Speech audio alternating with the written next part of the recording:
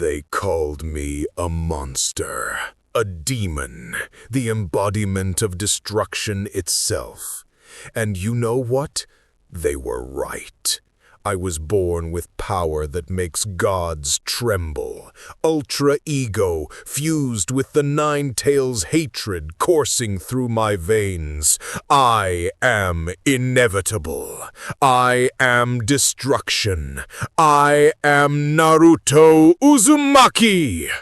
This is the story of how I became the most feared force in the shinobi world.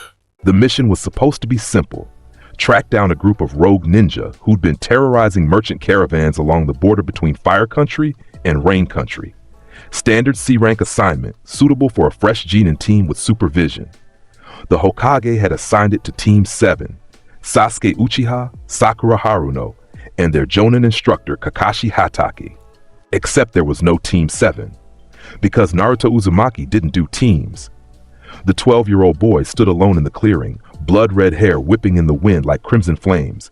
His eyes, cold, merciless, filled with an excitement that bordered on madness, locked onto the 7 rogue ninjas surrounding him. They'd expected an easy mark when they spotted the lone Genin, a mistake they'd realized far too late. A kid? One of the rogues laughed, a scarred man wielding a wickedly curved blade. The hell is Konoha thinking, sending children to do? He never finished the sentence. Naruto's hand shot forward, and a sphere of violent purple-red energy erupted from his palm. Destruction cannon! The blast tore through the rogue's chest, not just killing him, erasing him. The man's body simply ceased to exist from the torso up. Molecular bonds shattered at a fundamental level. The bottom half collapsed, blood pooling impossibly fast. What the? Another rogue stumbled backward. Naruto's smile widened, predatory and eager. Come on, is that the best reaction you've got? I'm just getting started. His voice carried an edge of manic excitement, the kind of joy a lion feels spotting wounded prey. The remaining 6 rogues exchanged glances. One of them, a woman with lightning chakra crackling around her hands, stepped forward. Formation Delta. He's just one brat. We can overwhelm him. They moved as one, coordinated professional. 3 from the front, 2 flanking, 1 preparing a massive water jutsu from behind. It was textbook tactical assault. Naruto stood still, arms crossed, that terrifying smile never leaving his face. The first attacker, a man with earth-enhanced fists, swung with enough force to shatter boulders. His punch connected squarely with Naruto's jaw. The sound echoed through the forest like a thunderclap. Naruto's head barely moved. Oh? The boy's grin stretched wider, more feral. You actually hit me. Good. That's what I wanted. His aura exploded outward, a maelstrom of destructive energy that made the air itself scream. Purple and red waves of power radiated from his body, each pulse making the ground crack beneath his feet. The Ultra Ego transformation was already active, and that punch had just fed it. My turn. Naruto grabbed the Earth User's arm before the man could retreat. Annihilation Fist! His punch didn't just break bone, it obliterated it. The rogue's entire arm exploded into red mist, followed immediately by his shoulder, then his torso. The destructive energy spread like a virus, consuming flesh and bone until nothing remained but a scream that died halfway through. The 2 flanking rogues hesitated. Fatal mistake. Naruto spun, impossibly fast, his legs sweeping in a wide arc. Destroyer's kick! The destructive aura coating his limb expanded on impact, and both rogues were launched backward with enough force to snap trees in half. Their bodies hit the ground broken, twisted, very clearly dead. Water style, raging torrent. The jutsu user from behind released his attack, a massive wave of pressurized water designed to crush and drown. Naruto turned, facing the attack head-on, arms still crossed. The water slammed into him with the force of a tidal wave, and stopped. His aura simply destroyed the water on contact, reducing it to harmless mist that evaporated around him. The rogue's eyes widened in horror as Naruto walked forward through the dissipating attack, completely unharmed. Did you really think water could hurt me? Naruto's laugh was cold, mocking. I am destruction incarnate. Your little tricks, they're nothing but fuel for my power. He raised one hand, palm forward. Destructive energy coalesced into a swirling sphere of annihilation. Hakai burst! The blast carved through the forest, through the rogue, through 3 more trees behind him. Everything in its path simply ceased to exist, leaving a perfectly smooth tunnel of nothingness. 2 rogues left, the lightning user and one other, a blade specialist who'd been hanging back. "Run," the swordsman whispered. "Running's boring." Naruto's voice cut through their escape attempt. He appeared between them in a blur of motion, one hand gripping each of their faces. "But you know what's not boring? Testing my limits. So come on, attack me! Make me feel something!" The lightning user desperately channeled all her chakra into one final attack, electricity arcing directly into Naruto's body with enough voltage to kill an elephant. Naruto's pupils dilated, his smile becoming almost orgasmic with pleasure. "Yes! More! Hit me harder!" His aura exploded again, stronger now, fed by the damage. The Ultra Ego technique was working exactly as designed. Every injury, every attack, every bit of pain translated directly into increased power. It was a cycle of escalation, a battle system designed for gods, and Naruto Uzumaki was its perfect host. Obliteration wave! He released both rogues and thrust both palms forward. The wave of destructive energy spread out in a cone, consuming everything: trees, rocks, earth, and the final 2 rogues. They didn't even have time to scream. Silence fell over the forest. Where there had been dense woodland, there was now a clearing of absolute devastation. No bodies, no blood. Just absence. Naruto stood in the center, breathing steadily, his red hair settling as his aura gradually retracted. The battle high was fading, leaving behind a cold satisfaction.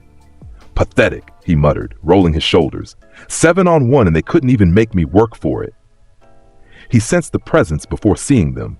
3 Anbu operatives watching from the trees, having witnessed the entire encounter. "Tell the old man I completed his mission," Naruto called out without looking. "And tell him to stop sending me trash tier assignments. If he wants me to work, give me something worth destroying." The Anbu didn't respond, but Naruto felt them disappear. Good. Let them report. Let them spread the word about what he was capable of. Let the entire shinobi world know that Naruto Uzumaki wasn't some underdog hero. He was an apex predator.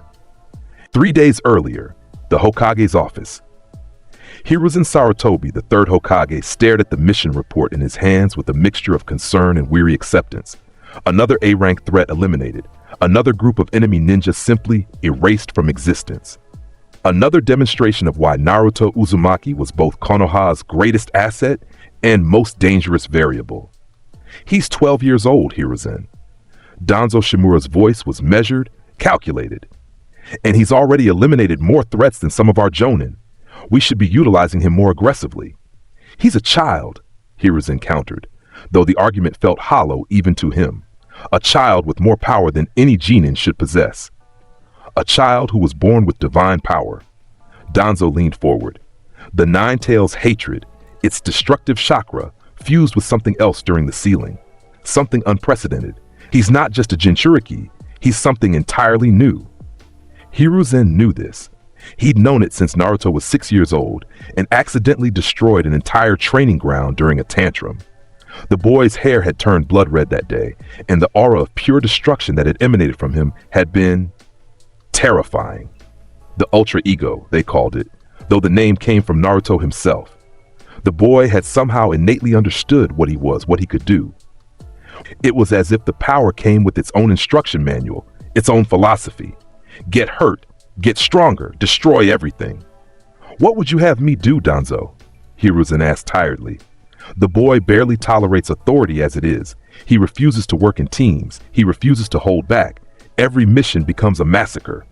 "Then give him massacres to commit," Danzo said simply. "Point him at our enemies and let him do what he was born to do.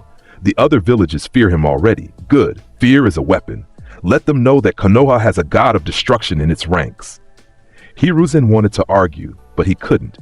The truth was, Naruto was too powerful to waste on standard missions, too dangerous to keep idle, and too stubborn to control through conventional means. The boy lived by one simple creed: I am the strongest, and I'll prove it by destroying anyone who says otherwise. "I'll consider it," Hiruzen said finally, dismissing Danzo with a wave. Alone in his office, the Hokage looked at the photograph of the 4th Hokage, Minato Namikaze, Naruto's father. Minato had sealed the Nine Tails into his son to save the village, believing Naruto would be seen as a hero. Instead, they created something far more complicated. A weapon? Yes. A hero? That remained to be seen. A force of nature? Absolutely. Present. Konoha streets. Naruto walked through the village with the confidence of someone who knew exactly how dangerous he was. People moved out of his way automatically, their eyes filled with a mixture of fear and awe. Gone were the days of villagers glaring at the demon child. Now they simply knew better. The red hair helped. It marked him as different, dangerous. Combined with his reputation for brutal efficiency on missions, most civilians gave him a wide berth. He didn't mind.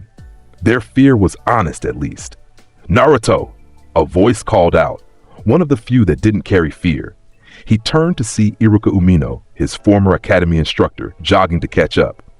Iruka was one of the handful of people Naruto actually respected, mainly because the Chunin had never treated him like a monster. "Iruka-sensei," Naruto acknowledged with a slight nod. "What do you want?"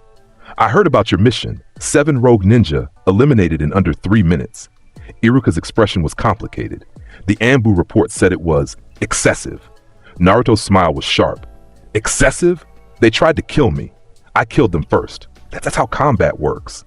"They're calling for you to be assigned a Jonin instructor permanently," Iruka continued.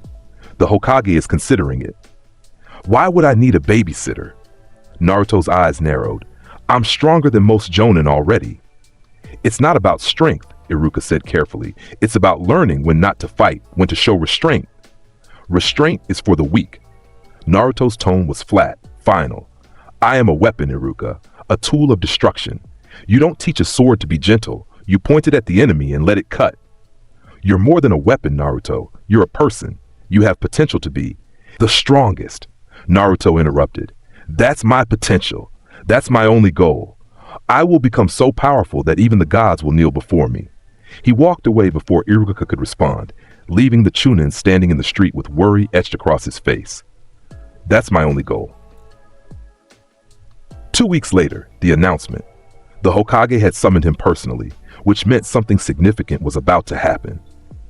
Naruto entered the office with his usual swagger, noting the presence of several Jonin instructors standing against the walls. Kakashi Hatake, the famous copy ninja, Kurenai Yuhi, Genjutsu specialist, Asuma Sarutobi, the Hokage's son, and several others. "Naruto," Hiruzen began, his voice formal. "As you know, it's customary for Jonin to be assigned to 3-man teams under a Jonin instructor." "I'm not interested," Naruto said immediately. "I wasn't asking your permission," Hiruzen replied firmly. "This is a directive. You will be assigned." "To solo operations under Anbu supervision," Naruto finished, his eyes challenging. "Because we both know I'd destroy any team dynamic, and any instructor you assign me would just slow me down." The Jonin shifted uncomfortably. It was the truth, blunt as it was. Hiruzen sighed. "You're 12 years old, Naruto. Despite your power, you lack experience in—" "I lack nothing." Naruto's aura flickered to life, just a hint of that destructive purple-red energy. "I am Naruto Uzumaki, and I don't lose. I don't fail. I don't need a team to hold my hand while I do what I was born to do." "And what's that?" Kakashi spoke up for the first time, his visible eye curious rather than confrontational. Naruto turned to face him fully, his smile predatory. "Destroy anyone who stands in my way. Prove I'm the apex. That's it.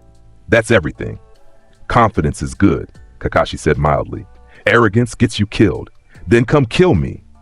Naruto's challenge was immediate, eager. "Right now. You're the famous copy ninja, aren't you? Show me what you've got. Hit me with everything you have." The tension in the room spiked. Several Jonin moved as if to intervene, but Hiruzen raised a hand, stopping them. "Kakashi is not your enemy, Naruto," the Hokage said firmly. "Everyone's my enemy until they prove they're strong enough to be my ally," Naruto countered. "That's how this works. Power recognizes power. Weakness bows to strength." "You sound like a missing nin," Asuma observed. "I sound like someone who understands reality." Naruto's gaze swept the room. Every single person in this village relies on power. The Hokage's power to lead, Anbu's power to protect, Jonin power to complete missions. The only difference between me and you is that I'm honest about it. "There's more to being a shinobi than raw power," Kurenai interjected. "Strategy, teamwork, compassion are luxuries afforded to those with the strength to protect them," Naruto finished.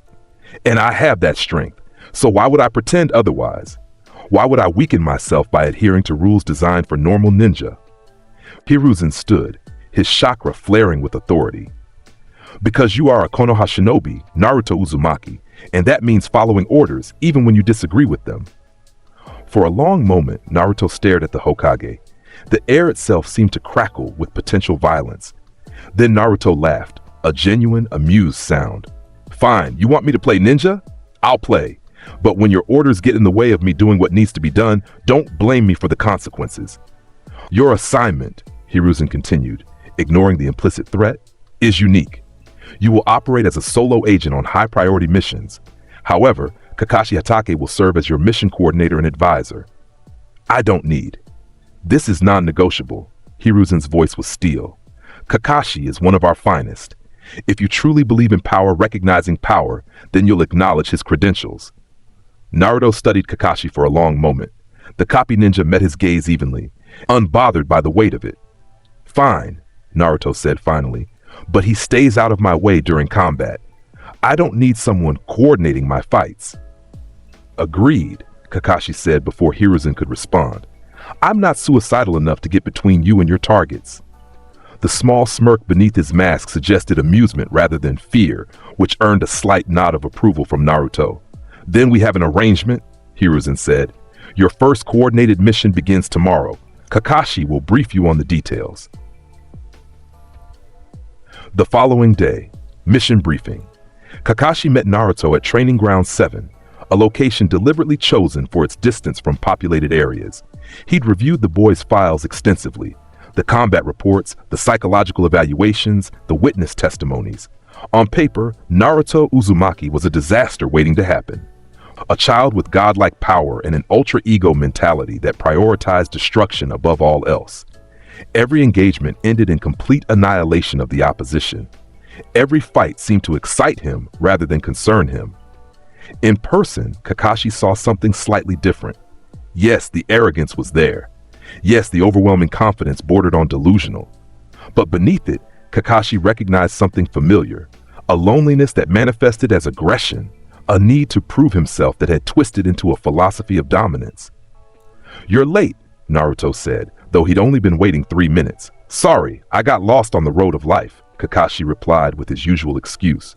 Naruto snorted. That excuse might work on normal Genin. I know you were watching from the trees, analyzing me. Kakashi's visible eye crinkled with amusement. Observant. Good. I'm not some puzzle for you to figure out, Naruto continued. I'm simple. I fight. I win. I get stronger. That's it. Simplicity can be a strength, Kakashi acknowledged, pulling out a mission scroll. But it can also be a weakness, which brings us to our assignment. He unfurled the scroll, revealing details about a fortified compound in Wave Country. Gado Corporation, criminal enterprise masquerading as a shipping company. They've been funding terrorist activities, smuggling weapons, and recently contracted with several missing nin to destabilize smaller nations. So we're destroying them, Naruto said, his smile already forming. We're gathering intelligence first, Kakashi corrected. Then we'll decide on the appropriate action. The appropriate action is obliteration. Naruto's tone suggested this should be obvious. Maybe, Kakashi agreed. But we need to confirm the intelligence, identify key targets, and ensure we're not triggering a larger conflict. You're overthinking this. Naruto crossed his arms. Gado's a criminal. Criminals get destroyed. Simple. Gado has political connections. If we just storm in and kill everyone, we could create diplomatic incidents that... I don't care about politics. Naruto's interruption was blunt. I care about eliminating threats. If someone's protecting a criminal, they become the criminal. If some politician complains, they can complain to my fist. Kakashi sighed internally. This was going to be challenging. Let's try this differently, he said. What if I told you that by taking a strategic approach, we could ensure a more complete victory, not just destroying Gado, but dismantling his entire organization so it can't rebuild? Naruto considered this. Keep talking. If we go in loud and destructive, which I know you prefer, we'll eliminate immediate threats. But Gado's network extends beyond Wave Country. Business partners, political allies, hidden assets. They'll scatter, rebuild elsewhere. So we hunt them down too. Naruto seemed unbothered by the prospect of extended combat. Or, Kakashi continued. We infiltrate first, gather complete intelligence on the organization, and then strike everywhere simultaneously. One coordinated attack that erases the entire network at once. Naruto's expression shifted slightly. Not agreement, exactly, but consideration. That does sound more thorough. Total destruction requires total information, Kakashi said. Otherwise, you're just breaking branches instead of killing the root. It was the right argument. Appeal to Naruto's ego, his desire for complete victory, his need to prove superiority. Frame strategic thinking not as caution but as ensuring nothing survived. Fine, Naruto said, we do it your way, but if gathering information takes too long or if someone gets in my way, I'm switching to plan B, which is destroy everything and sort through the ashes. Naruto's grin was sharp. Fair enough, Kakashi agreed. We leave at dawn. Wave Country. 3 days later, the hidden mist had created quite the breeding ground for missing nin and criminal enterprises. Wave Country in particular had become a haven for Gado's operations, the corrupt businessman having essentially purchased the country through economic manipulation. Naruto and Kakashi observed the main compound from a distance, hidden in the foliage.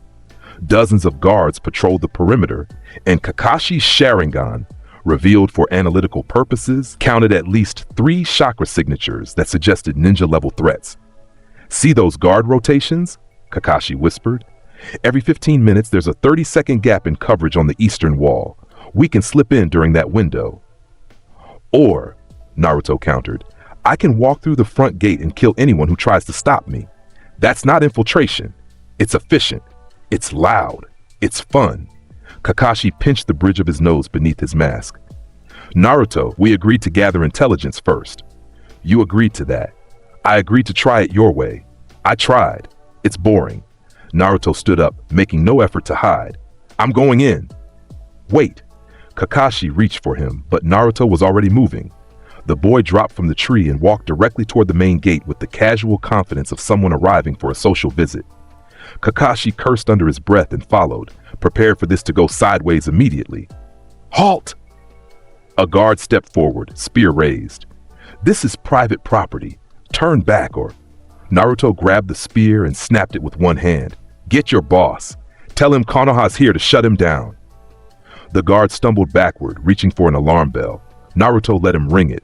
Let them all come. That was more fun anyway. Within seconds, 20 guards surrounded them, weapons drawn. A Chunin-level missing nin stepped forward, recognition flashing across his face. The red-haired demon, the missing nin breathed. Gado-sama, we have a problem! Demon? Naruto's smile widened. I like that, better than brat or kid. Shows proper respect for what I am. More guards poured out of the compound. Kakashi counted at least 40 now, with more arriving. The Chunin-level missing nin was joined by 2 others, both radiating significant chakra. Naruto, Kakashi said quietly, this could get complicated. Good. Naruto's aura began to leak out, purple-red energy crackling around his body like lightning. I was hoping for a workout. The first missing nin launched forward with a water-style jutsu, a pressurized blade of liquid designed to slice through steel. Naruto didn't dodge. He caught the water blade with his bare hand, his destructive aura erasing the water on contact. That's your best technique? Naruto laughed. Pathetic. Let me show you how it's done. Destruction cannon! The sphere of annihilation exploded from his palm, catching the missing nin square in the chest. The man's body disintegrated, reduced to constituent atoms in less than a second. His scream died before it fully formed. The remaining guards hesitated. One of them dropped his weapon and ran. Oh no, you don't! Naruto's voice was gleeful. You rang the bell. You called for help. Now you get to entertain me. Obliteration wave. The cone of destructive energy swept across the courtyard, consuming guards by the dozen. Bodies didn't fall. They simply ceased to exist. The wave carved through flesh, bone, and the compound wall behind them with equal ease. Kakashi activated his Sharingan fully, analyzing the energy composition. It wasn't chakra, exactly. It was something else, something that operated on different principles. It didn't just damage, it unmade things at a fundamental level. The remaining missing nin tried coordinating an attack, 3 different elemental jutsu converging on Naruto from multiple angles. Fire, lightning, and earth techniques collided simultaneously. Naruto stood in the center of the blast, arms spread wide, laughing. Yes! More! Hit me harder! Make me feel it!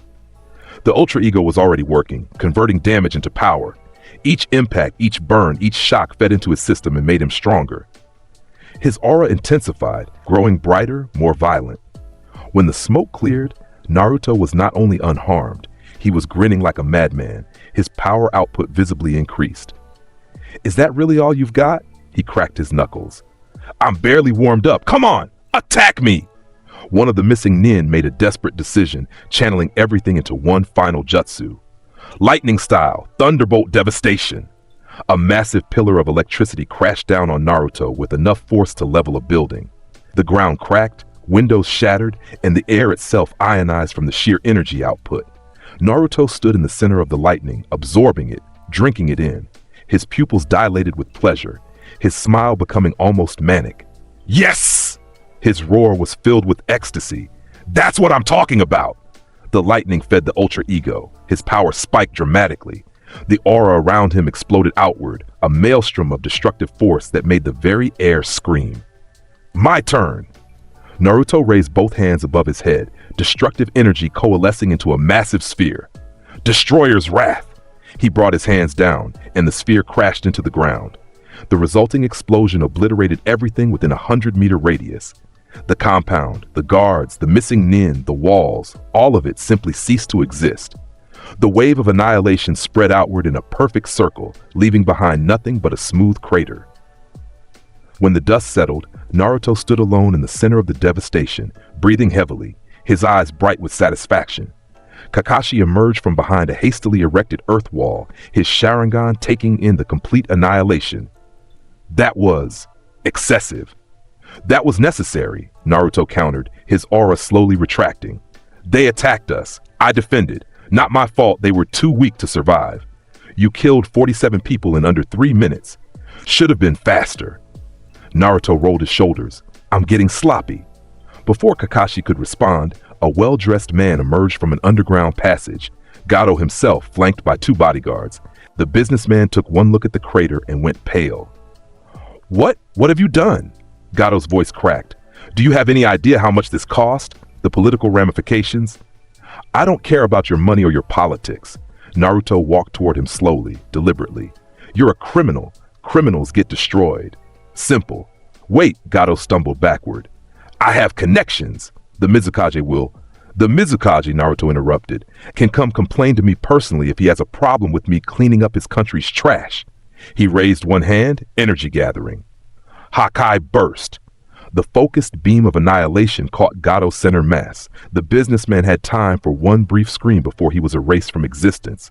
His bodyguards meeting the same fate a second later. Silence fell over the devastated compound. Mission complete, Naruto said, dusting off his hands. Gato's dead, his organization's destroyed, and Wave Country is free from his influence. That wasn't the plan, Kakashi said, though his tone was more observational than critical. It was a better plan. Naruto met his gaze evenly. Sometimes the direct approach is the right approach. You were overthinking it. Kakashi considered this. The boy had a point, in his own brutal way. They'd eliminated Gato and crippled his organization in one strike. It wasn't subtle, it wasn't elegant, but it was undeniably effective. The Hokage isn't going to like this, Kakashi observed. The Hokage can thank me for solving a problem efficiently. Naruto started walking back toward the tree line. Now let's go home. I'm hungry. Konoha, 1 week later. The fallout from the Wave Country incident was complicated. On one hand, Gato's criminal empire had been completely eliminated. Wave Country's legitimate government was already starting to recover economically. Several other nations had privately thanked Konoha for handling a problem they'd been too intimidated to address. On the other hand, Naruto had created a crater visible from orbit and killed nearly 50 people without attempting negotiation or capture. The council is demanding oversight, Hiruzen explained to Kakashi in private.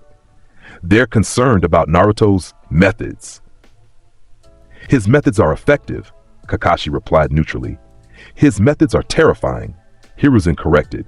He's 12 years old, Kakashi. 12. And he's already more dangerous than most S-rank threats. Which is exactly why trying to restrain him could be catastrophic, Kakashi argued. He respects strength and honesty. If we try to leash him with bureaucracy, he'll rebel, probably violently. Then what do you suggest? Kakashi was quiet for a moment. Channel him, give him targets that deserve destruction. Missing Nin, criminal organizations, legitimate military threats. Let him be what he is, a weapon, but point him at the right enemies. And if he decides Konoha is his enemy? Hiruzen's question was the one everyone was thinking, but few dared voice. Then we'd all be dead already, Kakashi said bluntly. Sir, with respect, Naruto could have destroyed this village a dozen times over by now if he wanted to. He hasn't. That suggests he has some loyalty, some attachment to Konoha. Or he simply hasn't been sufficiently provoked yet. Perhaps, but trying to control him will definitely provoke him. I suggest we maintain the current arrangement, give him missions, let me coordinate, and trust that his desire to prove himself as the strongest will keep him aligned with our interests. Hiruzen sighed deeply. Very well, but Kakashi, if he crosses a line, if he becomes a threat to the village, I'll handle it, Kakashi said, though both of them knew it was an empty promise. Kakashi was strong, yes, but against Naruto's destructive power, it would be a massacre. Training Ground 7. That afternoon, Naruto was training alone as usual when he sensed the presence approaching. His combat instincts identified them immediately. 2 chakra signatures, both powerful, both familiar. Sasuke Uchiha and Sakura Haruno emerged from the tree line, the former looking annoyed, the latter appearing nervous. Naruto, Sasuke said curtly, we need to talk. No, you need to leave, Naruto replied without looking up from his meditation. He was practicing maintaining his destructive aura at low levels, using it to gradually erode a boulder into dust. Control exercises, boring but necessary. We're supposed to be teammates, Sakura interjected. Team 7 was supposed to be the 3 of us under Kakashi-sensei. And I declined. Naruto opened his eyes, finally looking at them. I don't do teams. I don't need teammates slowing me down. Slowing you down? Sasuke Sharingan activated, 2 tomoes spinning in each eye. I'm an Uchiha. I'm going to be the strongest. You're going to be fodder. Naruto's interruption was casual, dismissive. The Sharingan is cute and all, but it won't save you when you face someone like me. Sasuke's expression darkened. Want to test that theory? Not particularly. Naruto stood, brushing dust off his pants. Fighting you would be like crushing an insect. Technically easy, but ultimately unrewarding. I'm not an insect, Sasuke's anger flared, chakra surging. Then prove it. Naruto's smile was sharp. Land 1 hit on me, just 1. If you can, I'll acknowledge you might be worth my time. It was clearly a trap, a setup for humiliation. Sakura recognized it and tried to pull Sasuke back, but the Uchiha's pride had already been triggered. Fine! Sasuke blurred forward, his speed impressive for a genin. His Sharingan tracked Naruto's movements, predicting, analyzing, adapting.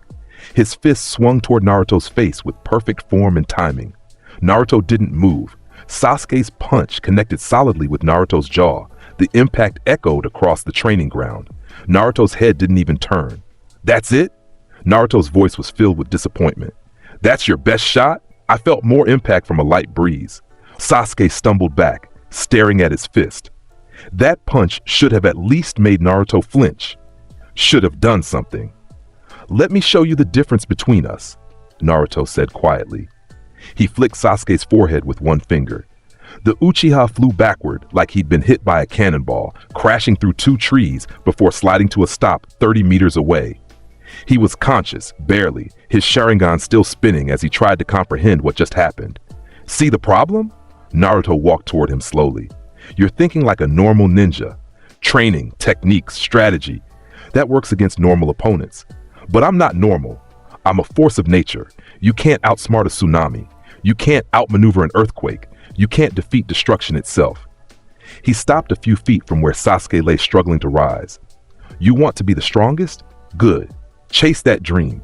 But understand, I'm already at the peak. You're still climbing. We're not in the same league. I'll surpass you, Sasuke managed to say through gritted teeth. Naruto's expression softened slightly, the first hint of something other than arrogance or battle lust. Maybe someday you'll be strong enough to challenge me properly. I'd actually enjoy that. A real fight with someone who pushes me to my limits. He turned to leave. But today's not that day. Train harder, Uchiha. Get stronger. And when you think you're ready, come find me again. I'll be waiting. Sakura rushed to Sasuke's side as Naruto walked away. She looked up at the red-haired boy with a mixture of fear and something else. Maybe curiosity, maybe resentment. "Why are you like this?" she called out. "Why do you have to be so cruel?" Naruto paused, glancing back over his shoulder. "I'm not cruel. I'm honest. There's a difference. I don't pretend to be weaker than I am. I don't coddle people with false hope. If Sasuke wants to be strong, he needs to understand exactly how far he has to go." "But you didn't have to humiliate him." "I didn't humiliate him. He humiliated himself by challenging someone so far above his level." Naruto's tone wasn't mocking, just matter of fact. "That's a lesson. A painful one, but lessons usually are." He continued walking, leaving behind two genin who were beginning to understand that the world had tiers of power they hadn't even imagined. 2 months later, the Chunin exams announcement. The Chunin exams were being hosted in Konoha this year, drawing genin teams from across the shinobi nations. It was a tradition, a way to showcase young talent and maintain diplomatic relations through competitive demonstration. Naruto found the entire concept amusing. "They want me to participate?" he asked Kakashi incredulously when presented with the nomination form. "It's customary for promising genin," Kakashi explained, "and despite your unique circumstances, you're technically still a genin. I'm stronger than most jonin, which is exactly why some on the council think you shouldn't participate. They're worried you'll kill someone during the exams." Naruto considered this. "I probably would. If they're weak enough to die in a fight, that's on them." "The exams have rules about lethal force," Kakashi pointed out. "Rules," Naruto snorted. "When has a rule ever stopped someone from dying in combat?" "Fair point," Kakashi acknowledged. "Still, the Hokage is leaving the decision up to you. Participate or decline. Your choice." Naruto thought about it. On one hand, fighting a bunch of genin would be like crushing ants. Boring, unfulfilling, a waste of time. On the other hand, there might be some interesting opponents. Other villages would send their best. And even if most were trash, maybe one or two could give him a decent fight. "Fine," he decided. "I'll participate, but I'm not holding back. If people die, that's their problem for being too weak." "The Hokage anticipated you'd say that." Kakashi pulled out a second scroll. "He's authorized you to use appropriate force during the exams, which is Hokage speak for try not to murder everyone immediately." "Can't promise anything," Naruto said with a grin, "but I'll see how it goes." The first exam, information gathering. The written test was designed to test intelligence gathering and deception skills. Ibiki Morino, the proctor, specialized in interrogation and psychological warfare. His test was notoriously difficult, with questions deliberately beyond genin knowledge to force cheating. Naruto sat in his assigned seat, looking at the test paper with complete disinterest. Question 1. Describe the tactical advantages of using shadow clones in reconnaissance operations versus traditional scouting methods.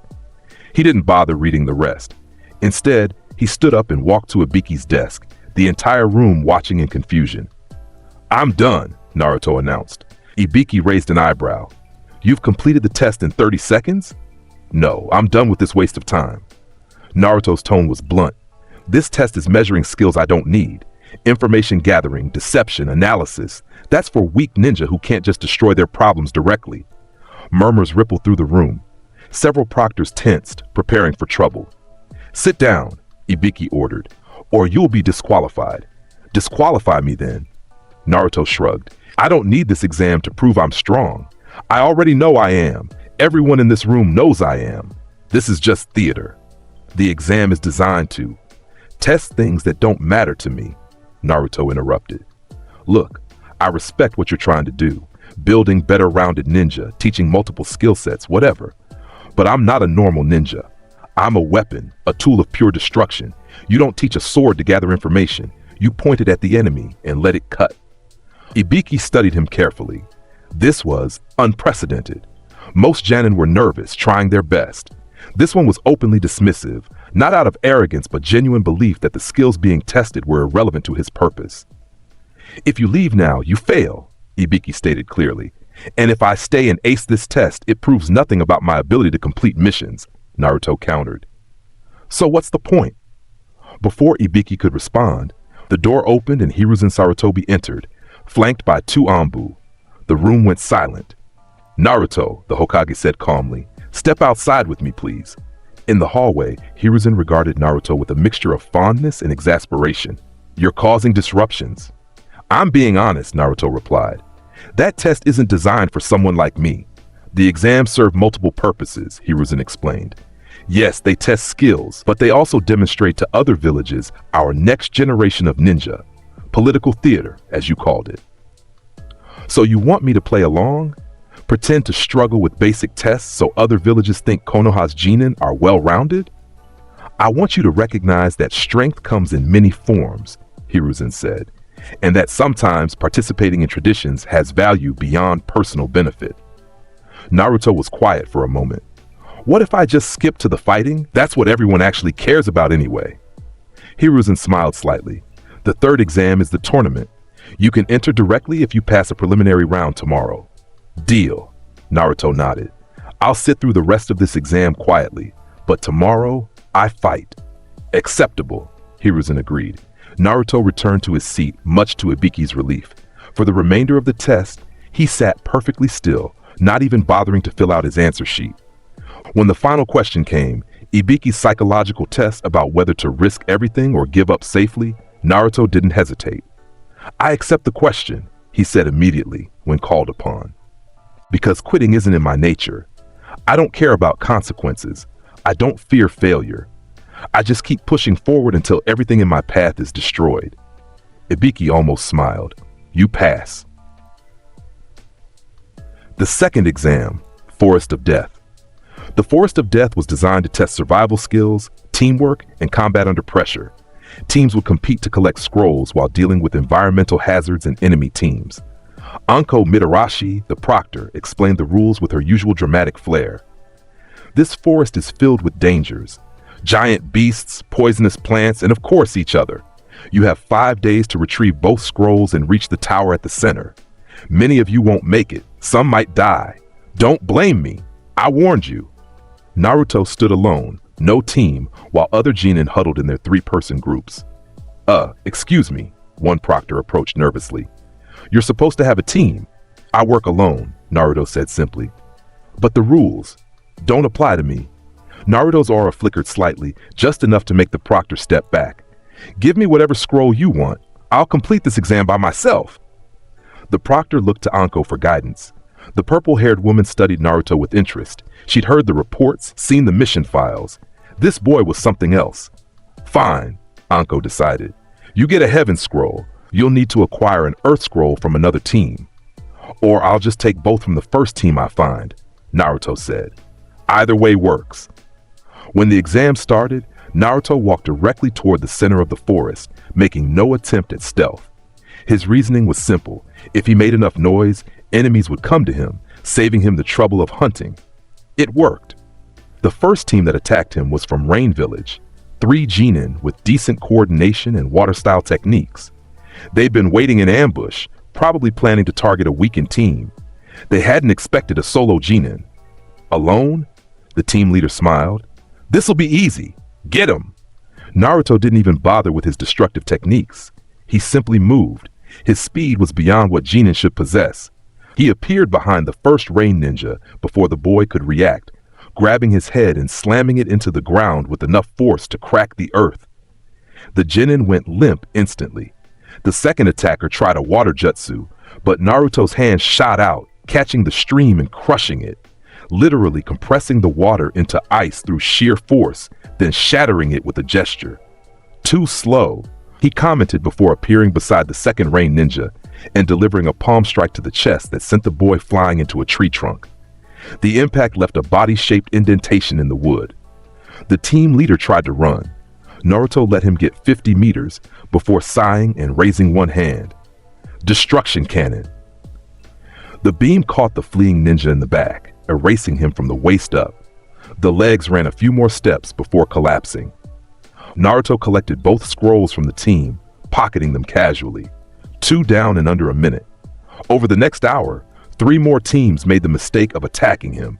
An Earth Country team, a grass team, and a rookie leaf team that didn't know who he was, all met the same fate. By the time Naruto reached the tower at the center of the forest, he'd accumulated 12 scrolls. 6 heaven, 6 earth. He'd basically wiped out half the competing teams single-handedly. The proctors at the tower stared in disbelief as he deposited the scrolls on their desk. "I'm done," Naruto announced. "That was boring. Are we doing the fighting tournament yet?" Anko looked at the pile of scrolls, then at the time. It's been 90 minutes. Yeah, and I had to walk slowly because I kept getting interrupted by weaklings. Naruto shrugged. "When's the real exam start?" "The preliminaries are in 3 days, a proctor managed to say. "After everyone else finishes. 3 days?" Naruto groaned. "Fine, I'll find somewhere to train." He left, leaving behind a room of shocked proctors and a pile of scrolls that represented the elimination of 18 genin. Anko whistled lowly. "That kid is going to cause so much chaos in the finals." The preliminaries. True combat. 3 days later, the tower's arena was filled with the remaining genin teams, significantly fewer than expected, thanks largely to Naruto's rampage. The Hokage and various village dignitaries sat in the viewing area, ready to observe the preliminary matches. Hayate Gecko, the sickly jonin serving as proctor, coughed into his hand before speaking. Cough.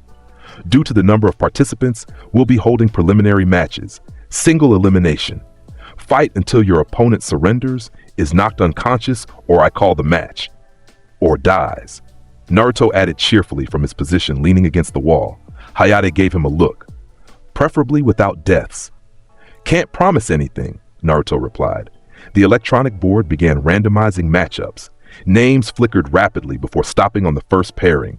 Naruto Uzumaki versus Kiba Inuzuka. Kiba, the loud Inuzuka clan member, grinned confidently as he and his Ninken Akamaru stepped into the arena. "Finally, I get to shut up the guy everyone's been afraid of." Naruto walked to the center of the arena slowly, hands in his pockets. "You sure you want to do this? I'm giving you one chance to forfeit." "As if." Kiba dropped into his clan's fighting stance, Akamaru growling beside him. "I'll show you that the Inuzuka clan isn't afraid of some overhyped." "Begin," Hayate announced. Kiba didn't get to finish his sentence. Naruto's hand shot out, palm forward, and a focused beam of destructive energy lanced across the arena. Hakai burst. Kiba's eyes widened. He tried to dodge, his instincts screaming danger, but the beam was too fast. It caught him in the left shoulder and erased it. His entire left arm and shoulder simply ceased to exist. The beam had passed through him at the molecular level, destroying the bonds that held his body together in that specific area. Kiba's scream was immediate and agonizing as he collapsed, blood fountaining from the cauterized wound. Akamaru whimpered, dragging his partner backward with his teeth. "Winner, Naruto Uzumaki," Hayate called immediately, signaling for medical ninja. The arena was silent. Everyone had heard about Naruto's power, but seeing it demonstrated so casually, so brutally, was different. He'd permanently maimed another Konoha ninja in the opening second of the match. Naruto walked back to his position without a word, his expression neutral. He'd held back significantly. That beam could have erased Kiba entirely. Removing just the arm was mercy. The Hokage's expression was troubled, but he didn't intervene. This was the path they'd chosen. Let Naruto be what he was. The matches continued. Sasuke defeated a sound ninja with impressive taijutsu and his developing Sharingan. Shikamaru won through tactical genius against a Sand Village genin. Neji Hyuga dominated using his Byakugan and gentle fist style. But every participant now had one eye on Naruto, the red-haired boy who'd eliminated his opponent in 1 second without even trying. Naruto's second match. Versus Dosu Kinudachi. Dosu was one of Orochimaru's experimental ninja, equipped with a resonating echo speaker that could destroy inner ears and disorient opponents through sound waves. He'd been confident he could handle anyone in the exams. That confidence evaporated when he saw his opponent. "You're the one who crippled that Inuzuka kid," Dosu said, trying to hide his nervousness behind bravado. "He challenged me. He lost. Simple." Naruto cracked his knuckles. "You going to fight, or should I just erase you now and save time?" Dosu attacked immediately, his device releasing a concentrated sound wave designed to rupture eardrums and scramble balance. It was a technique that had defeated Jonin-level opponents. Naruto's destructive aura flared, and the sound waves simply stopped existing when they hit the field of annihilation around his body. Sound waves are just vibrating air molecules, Naruto explained casually as he walked forward through the attack. My aura destroys molecules. See the problem? Dosu stumbled back, panic setting in. His entire fighting style, his trump card, was useless. Let me teach you something, Naruto continued, his smile sharp.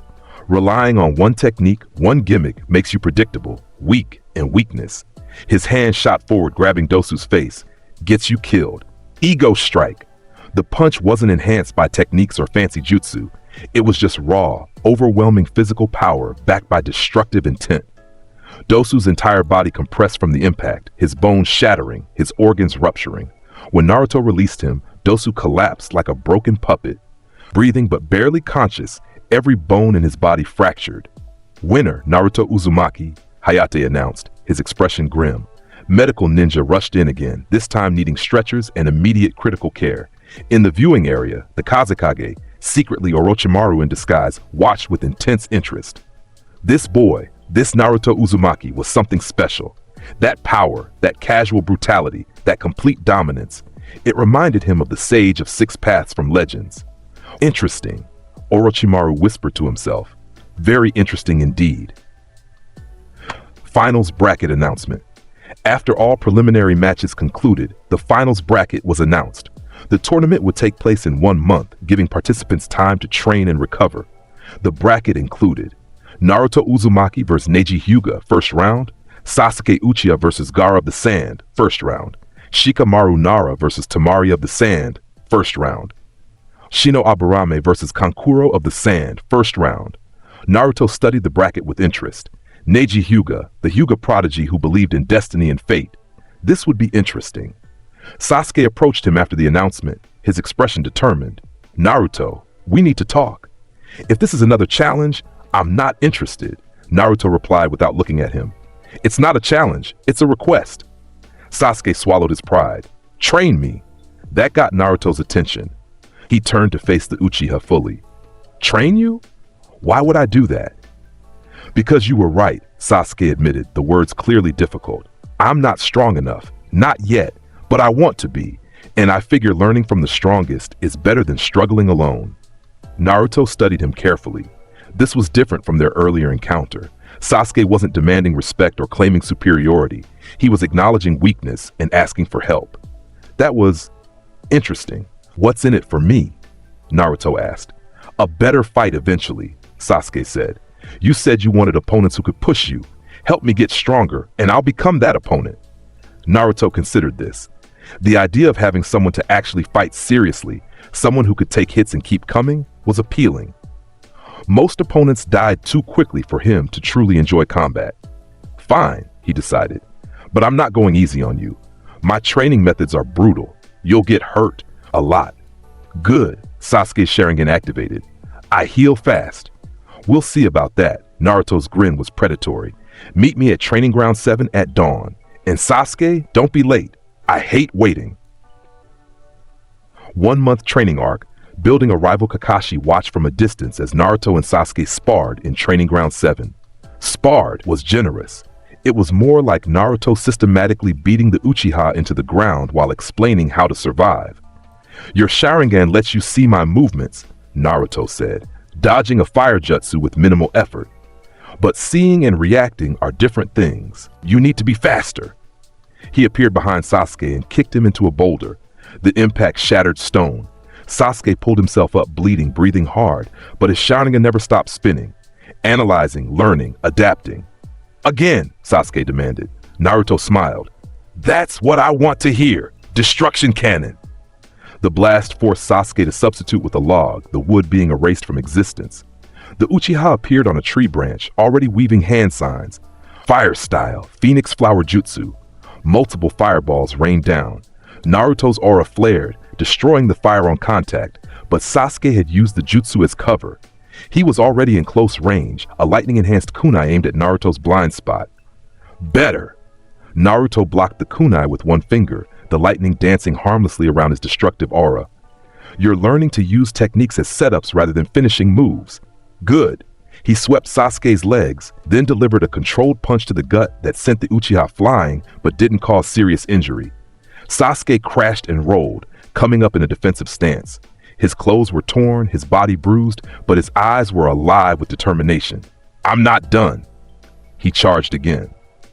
Kakashi smiled beneath his mask. This was good for both of them. Sasuke was learning to push past his limits, to fight opponents beyond his current level.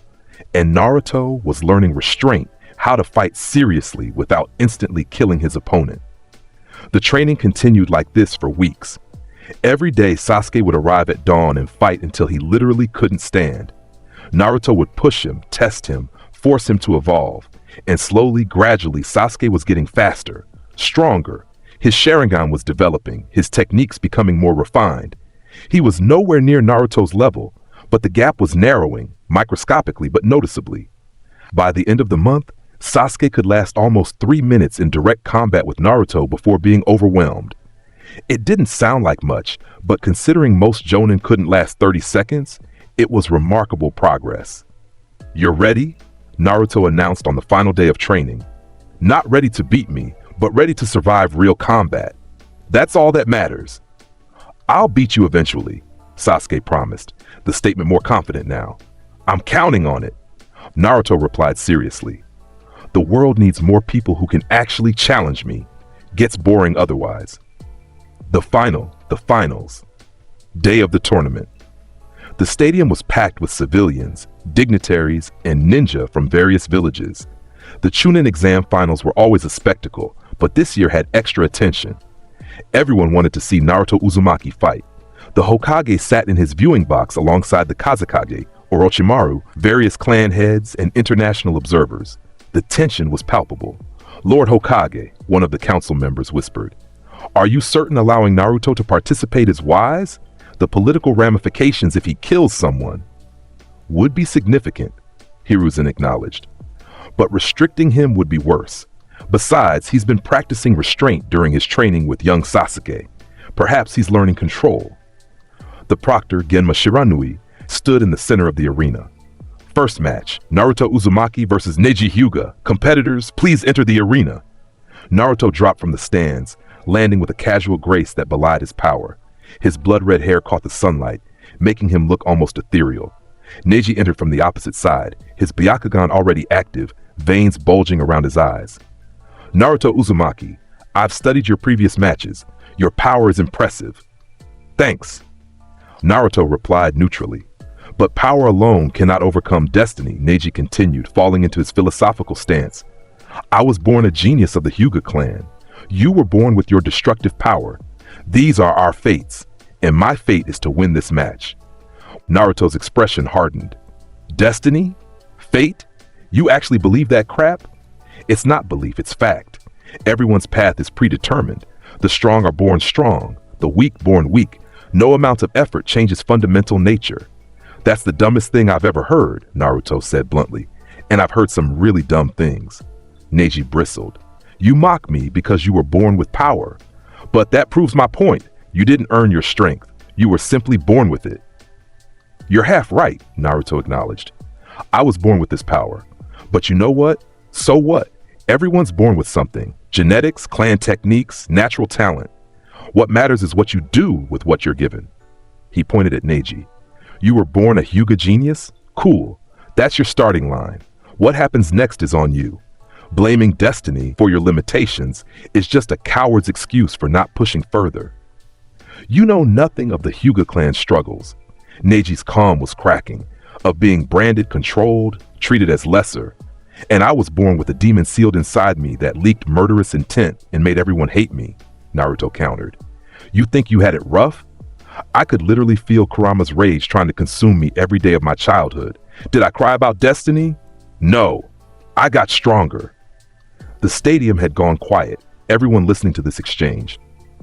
The difference between us, Naruto continued, is that I refuse to accept limits. You've already decided you can't change things, so you're stuck. Me? I'll keep getting stronger until I'm literally unstoppable. That's not destiny. That's choice. Neji activated his Byakugan fully, dropping into the gentle fist stance. Then I'll prove my point by defeating you here.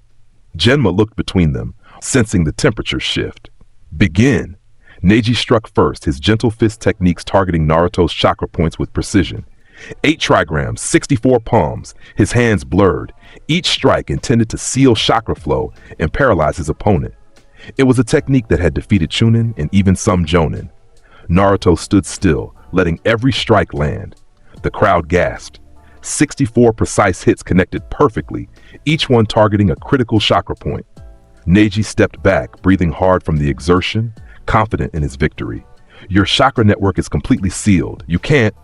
Naruto's aura exploded outward, purple-red energy crackling like lightning. Can't what? Use chakra? He laughed. Neji, my power doesn't run on chakra. It's something else entirely. Your gentle fist might work on normal ninja, but I'm not normal.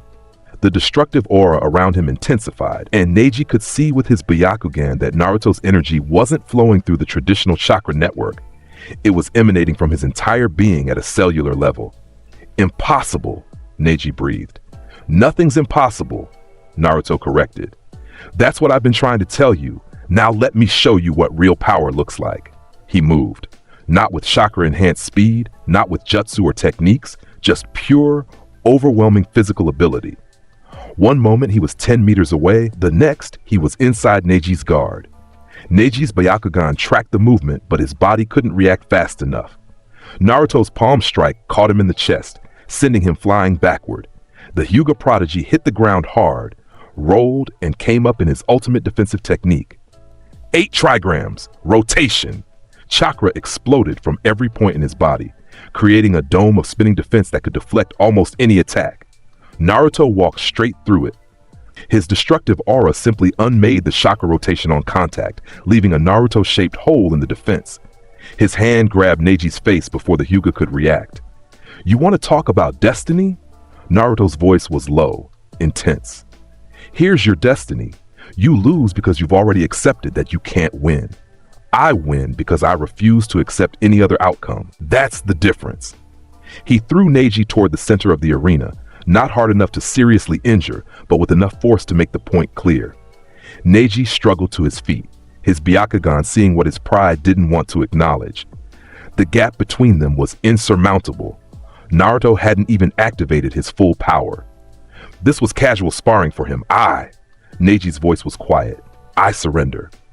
The stadium erupted in shock. The Hyuga prodigy, the genius who never backed down, had surrendered. Winner, Naruto Uzumaki, Genma announced. Naruto approached Neji and offered a hand. You're strong, Neji, really strong. But you're holding yourself back with all this destiny nonsense. Want some advice?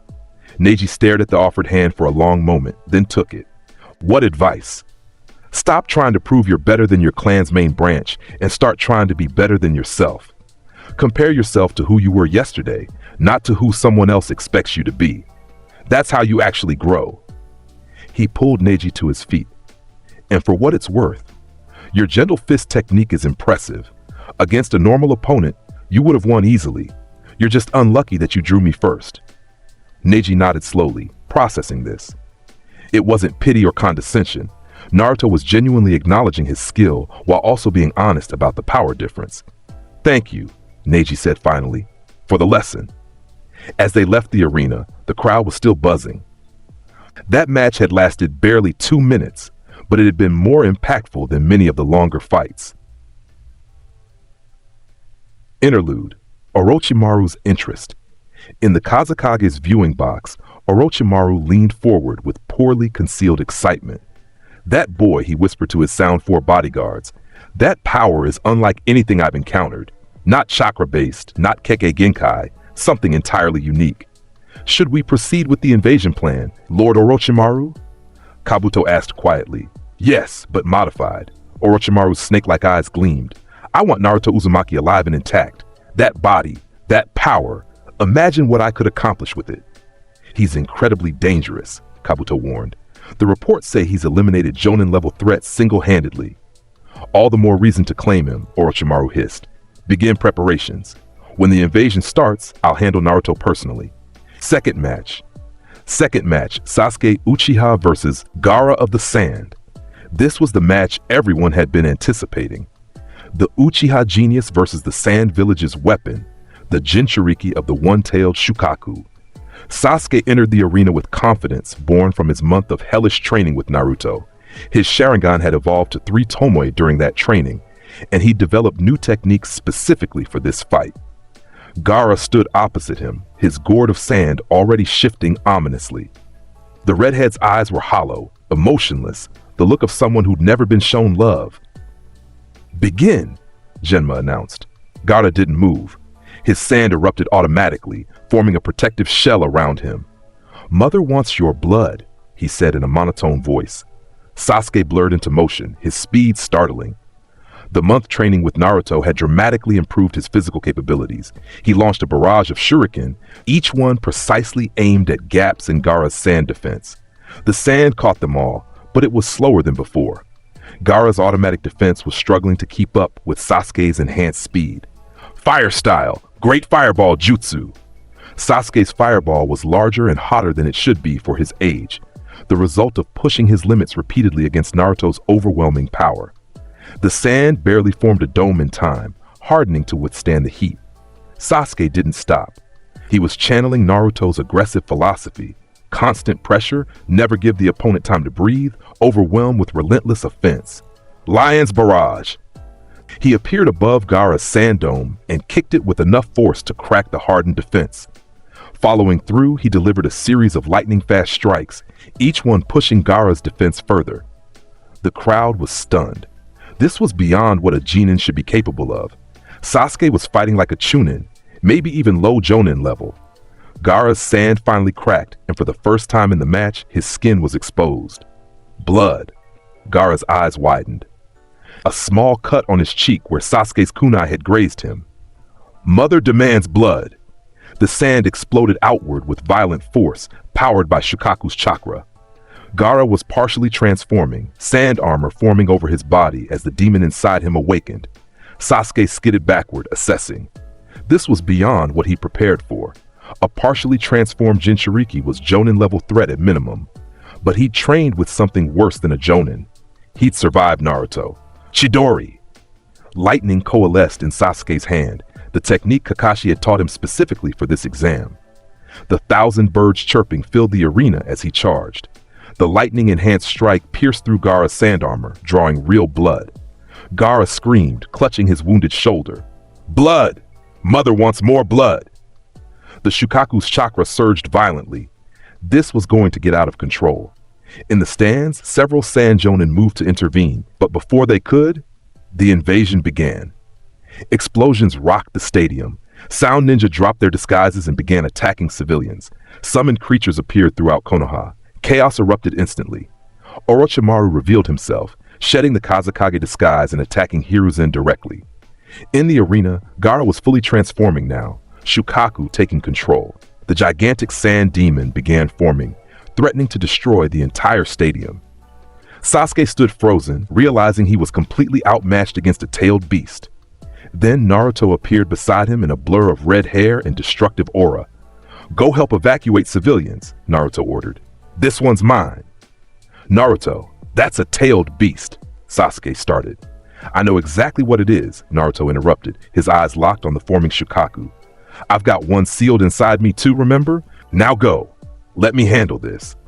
Sasuke hesitated only a moment before nodding and retreating. He'd learned enough from Naruto to know when he was outclassed. Naruto walked toward the transforming Gaara, his destructive aura beginning to manifest fully. Purple-red energy crackled around his body, growing more intense with each step. "Hey, Tanuki," Naruto called out to the emerging Shukaku. "Remember me? The fox's container? The one who makes destruction look easy?" Shukaku's massive eye focused on him, recognition and hatred flashing. "You, the fox brat! Finally, I can crush!" Destroyer's Wrath. Naruto's attack was immediate and overwhelming. The massive sphere of destructive energy slammed into Shukaku's forming body, erasing chunks of sand with each impact. The tailed beast roared in pain and fury. This wasn't chakra-based damage that could be regenerated. This was fundamental annihilation. Where the attacks hit, the sand simply ceased to exist. "You think you're scary because you're big?" Naruto's voice carried over the chaos. Size doesn't matter when you're facing someone who can erase you from existence. He launched himself at the tailed beast, his fists glowing with destructive energy. Annihilation Fist! The punch connected with Shukaku's face, and a crater appeared where sand had been.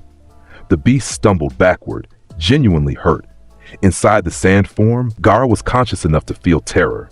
This boy, this Naruto Uzumaki, was actually hurting his mother.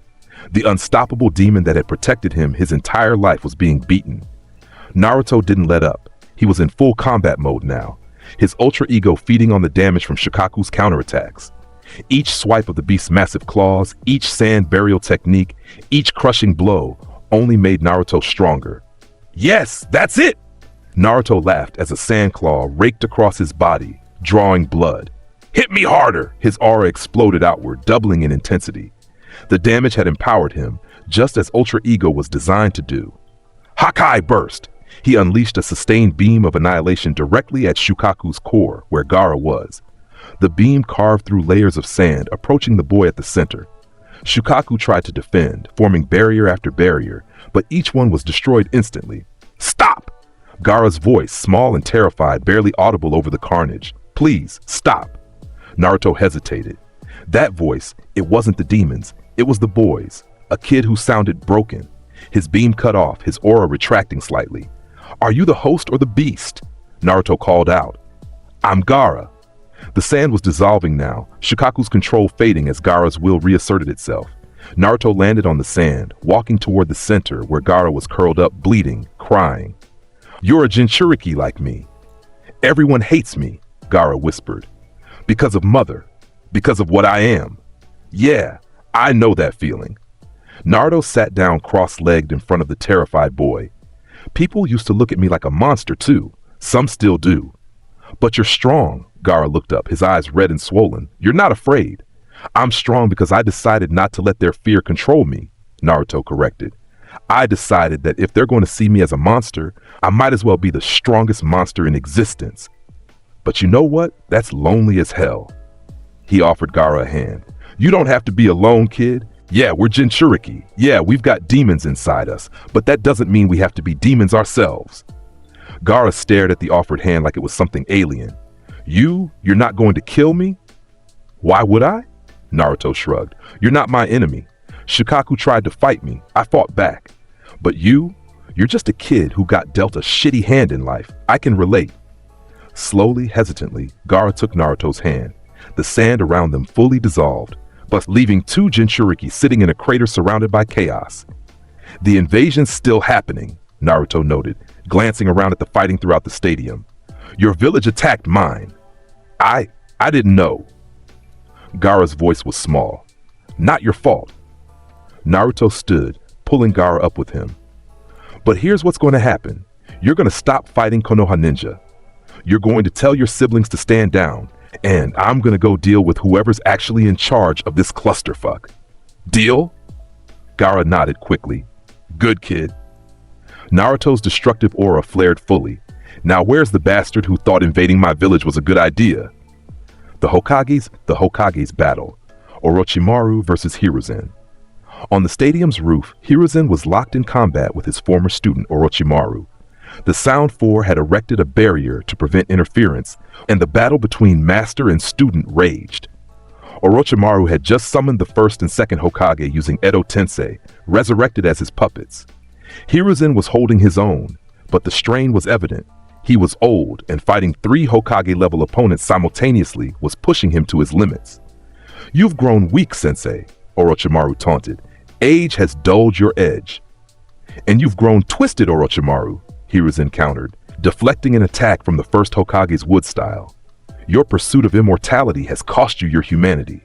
Humanity is a weakness I gladly shed, Orochimaru laughed.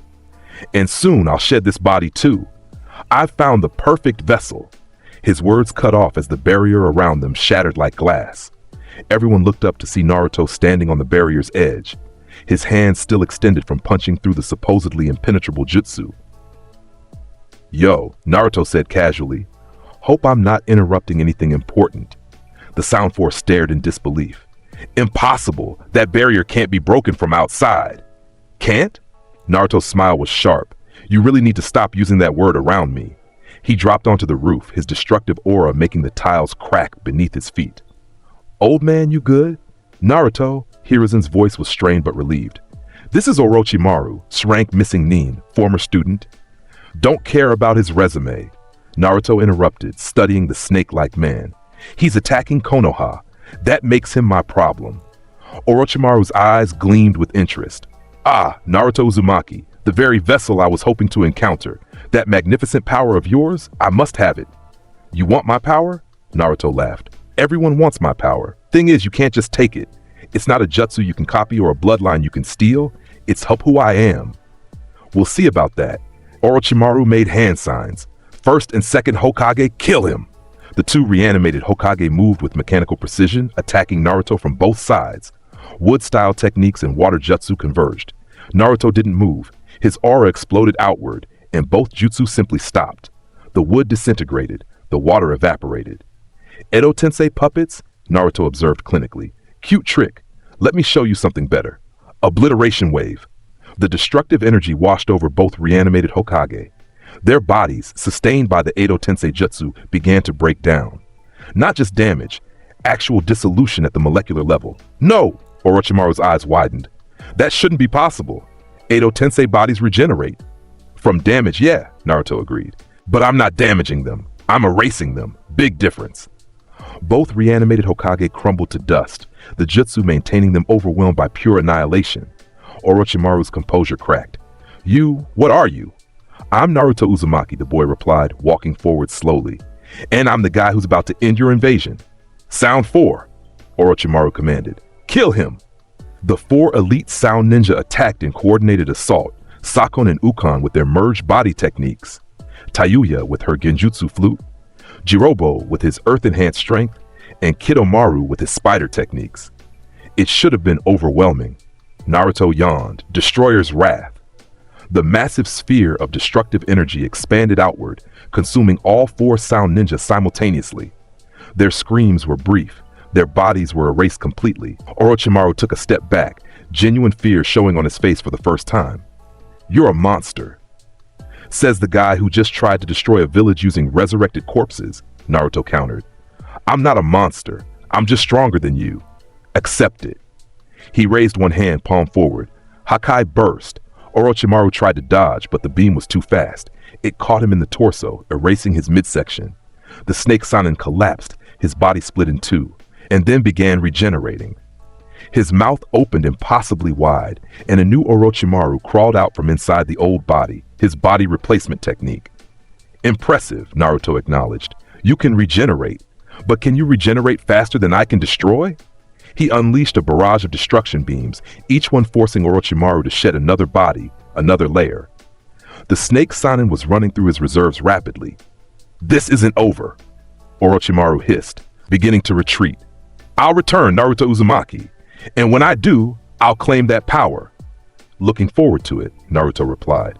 Run while you can. Next time I won't let you leave alive. Orochimaru vanished in a swirl of snakes, fleeing the battle. The invasion was effectively over.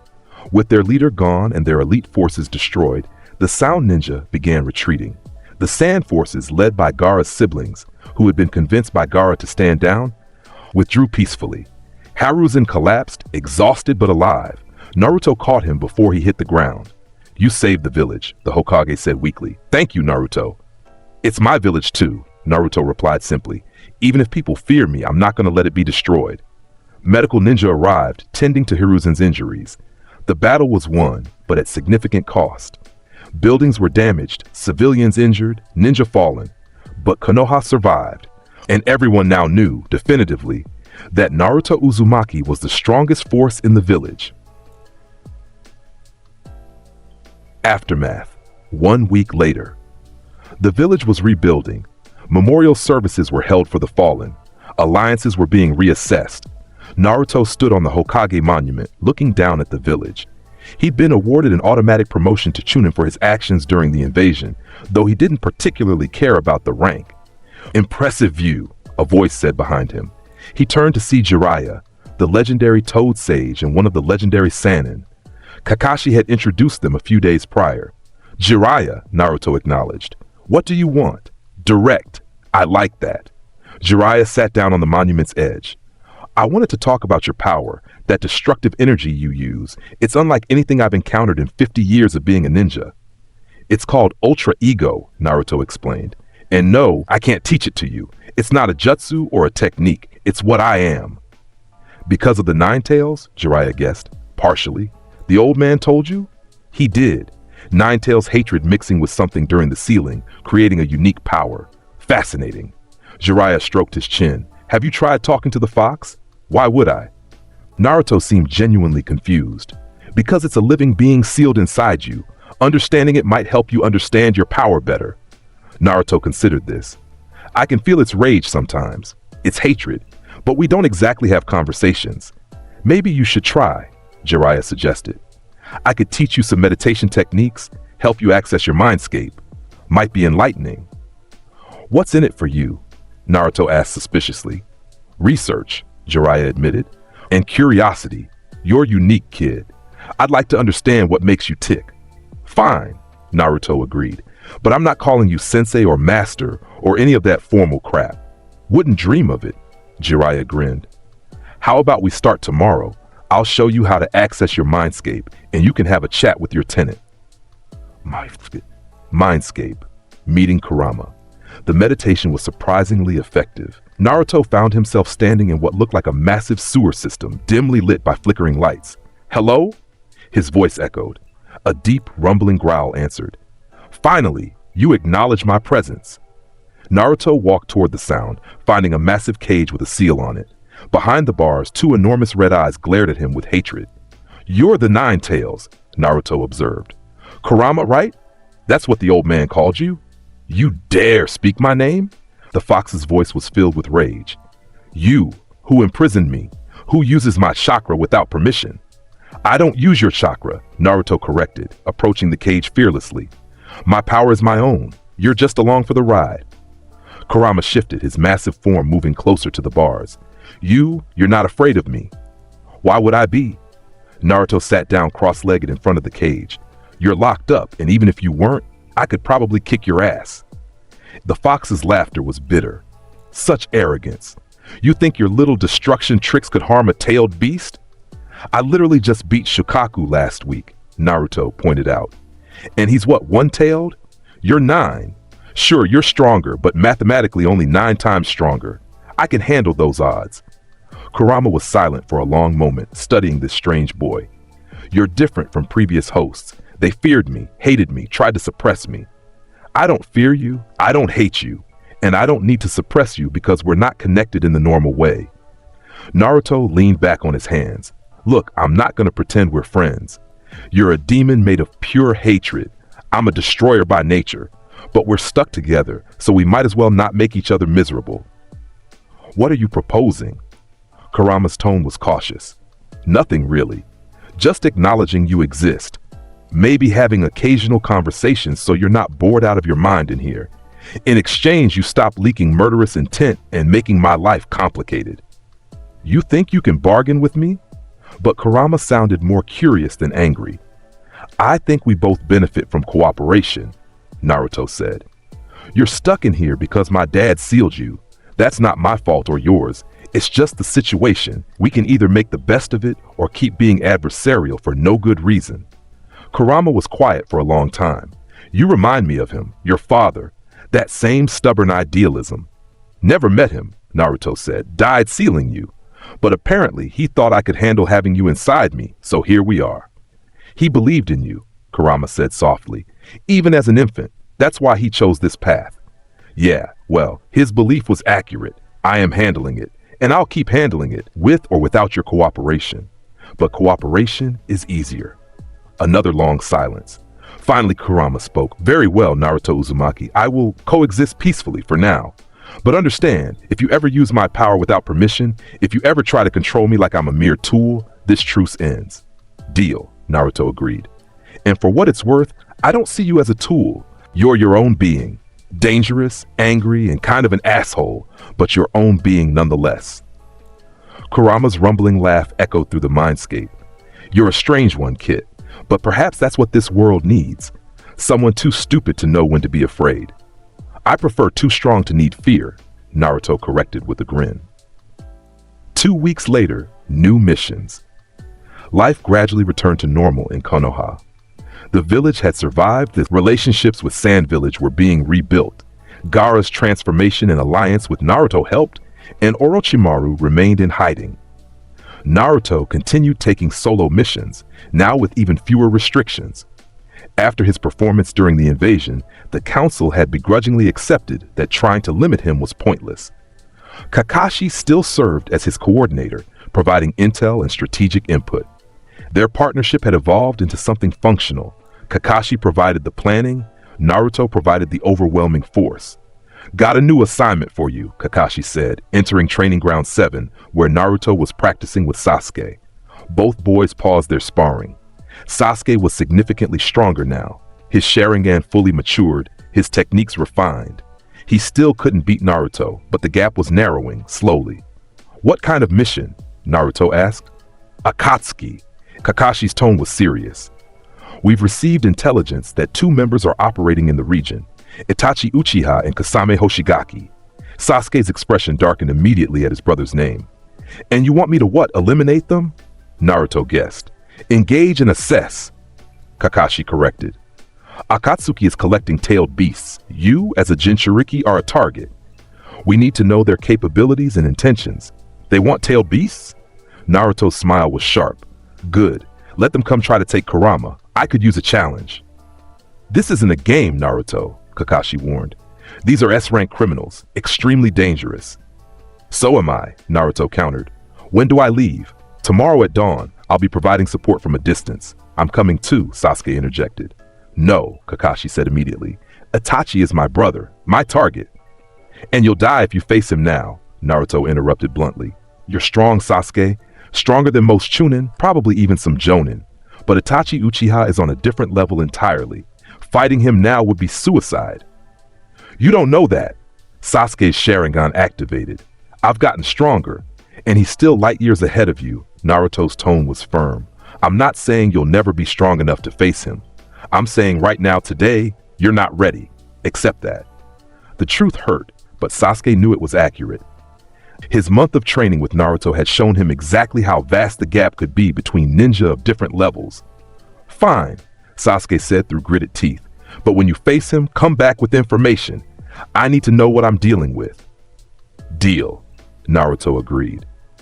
The encounter? Akatsuki. The meeting happened in a small town 2 days' travel from Konoha. Naruto was walking through the main street when he sensed them.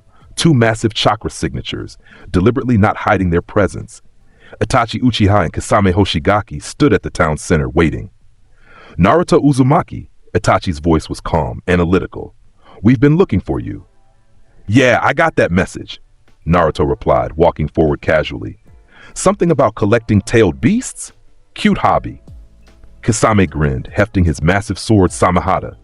This one's got attitude. I like it. Think we can take him, Itachi?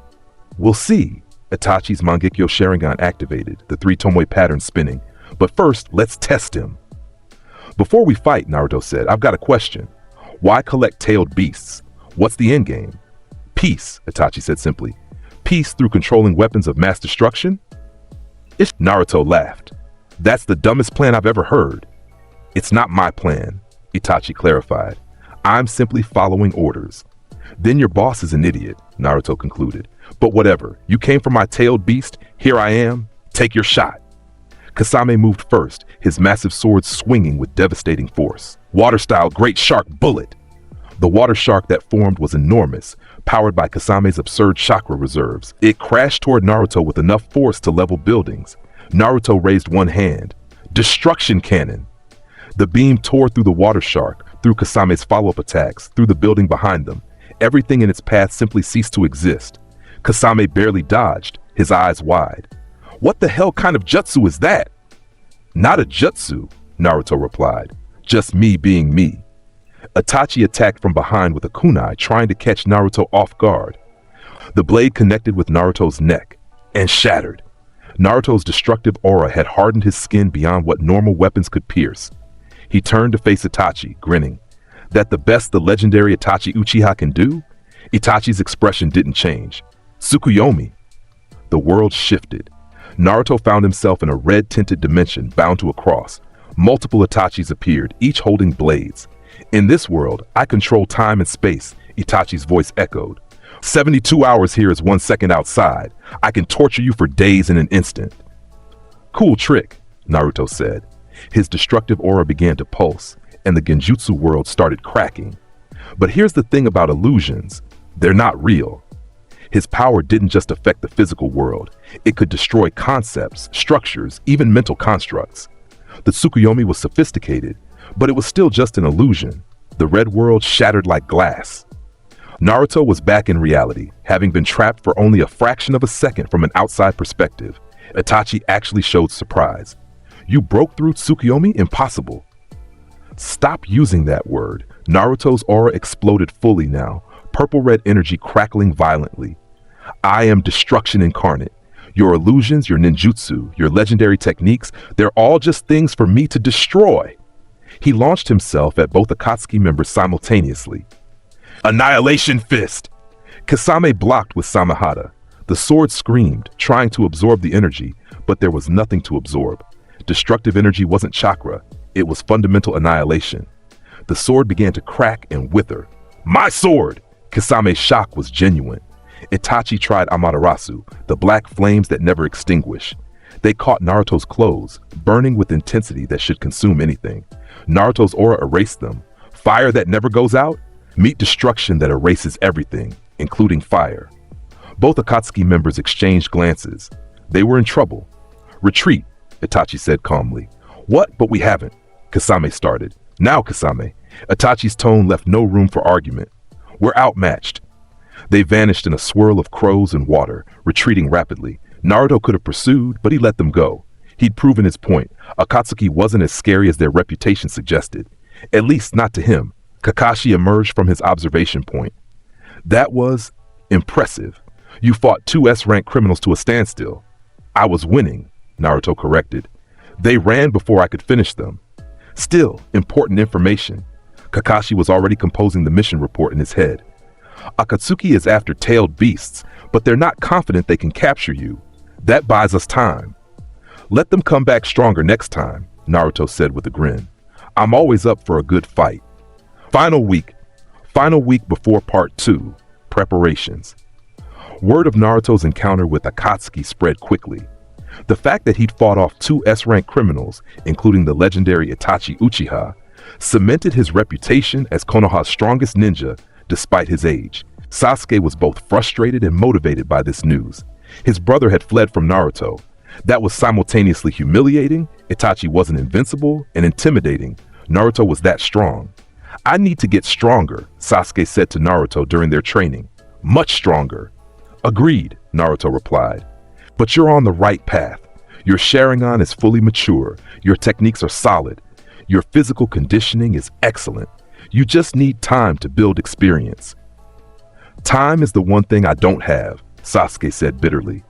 Every day I wait, Itachi gets further away. He's not going anywhere, Naruto pointed out.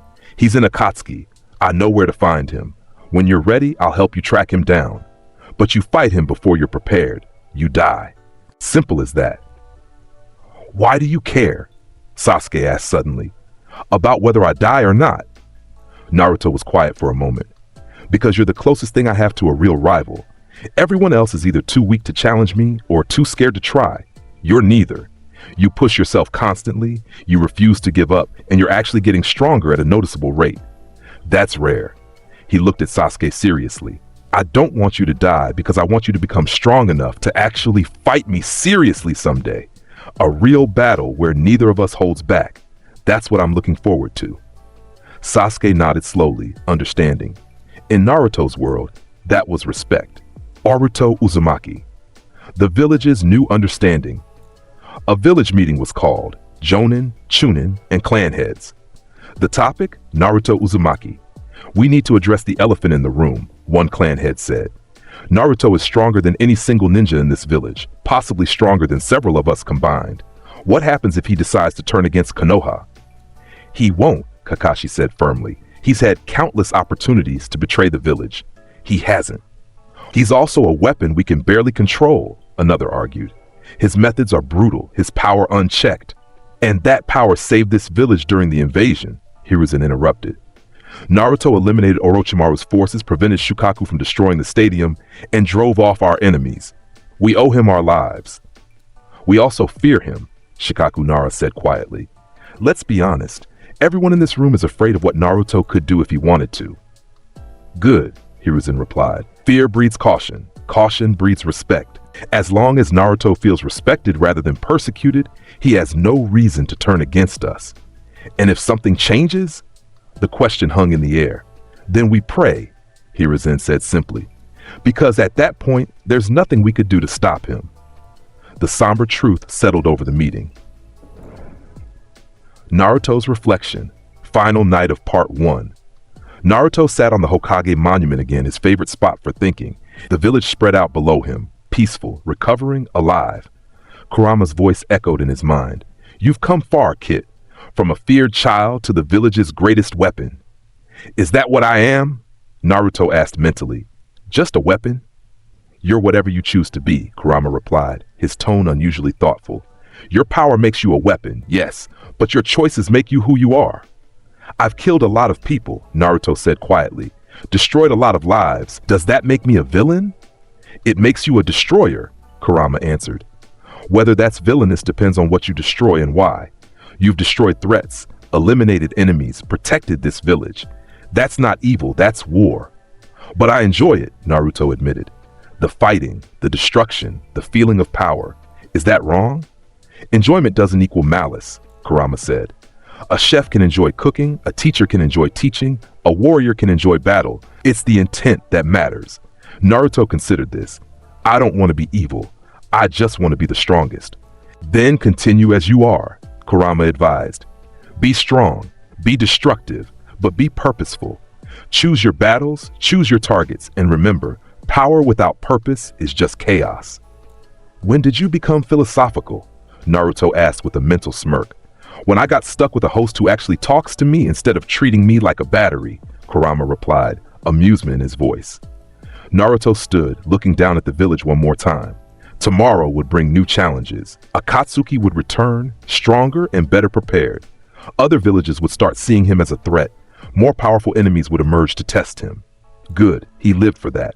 The challenge, the battle, the constant escalation. That's what Ultra Ego was all about. Getting hurt, getting stronger, overcoming everything.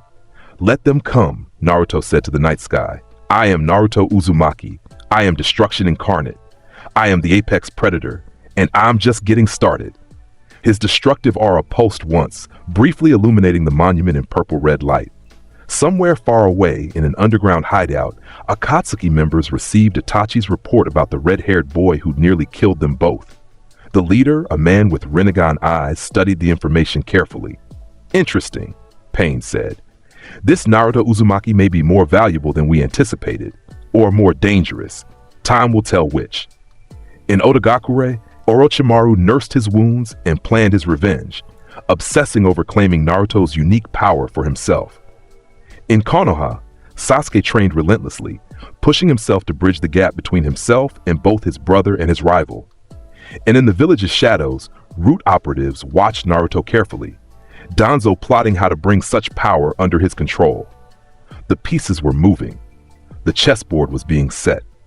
Part 1 had ended with Naruto establishing dominance, proving his strength, and finding his place in the world. Part 2 would test whether that strength was enough when the entire ninja world began to see him as either the ultimate weapon or the ultimate threat. Either way, Naruto Uzumaki was ready.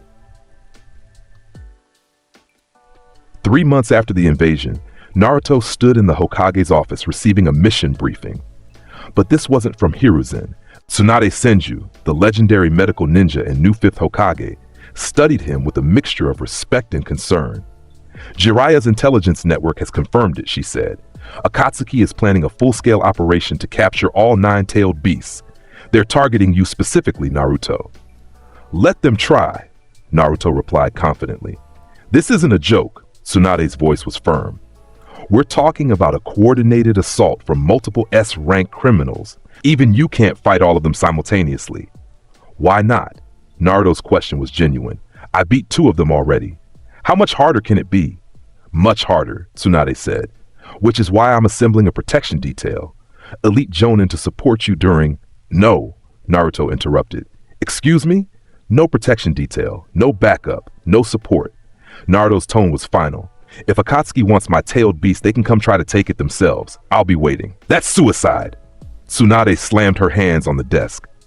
That's confidence, Naruto corrected. I am the strongest ninja in this village, probably the strongest ninja alive, and I'm going to prove it by destroying anyone who challenges that claim.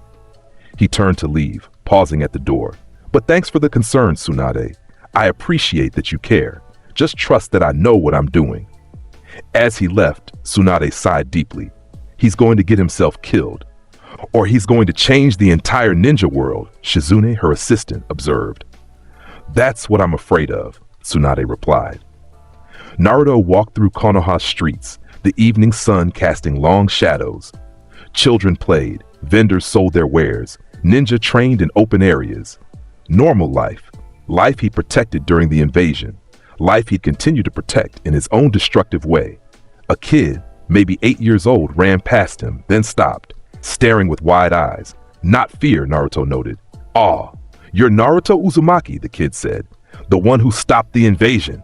That's me, Naruto confirmed. When I grow up, I want to be strong like you. The kid's enthusiasm was infectious. Naruto knelt down to the kid's level. Then train hard, never give up, and remember, strength isn't just about power, it's about protecting what matters to you. The kid nodded seriously, then ran off to tell his friends he'd met the Naruto Uzumaki. Naruto smiled slightly. Maybe he wasn't just a weapon after all. Maybe he could be a symbol too. Not of fear, but of strength. The kind of strength that protected rather than threatened. Getting soft, Kit? Kurama's voice was amused. Nah, Naruto replied mentally. Just recognizing that destroying enemies and protecting allies are two sides of the same coin. I can do both. Good, Kurama said, because the enemies coming for us won't care about your moral development. They'll just try to kill you and extract me. Then I'll kill them first, Naruto said simply. That's what I do best. He continued walking, his red hair catching the last rays of sunlight, making him look almost divine.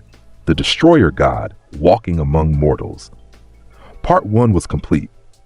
Naruto Uzumaki had established himself as Konoha's strongest weapon, had survived the invasion, had driven off Akatsuki, and had found his place in the world.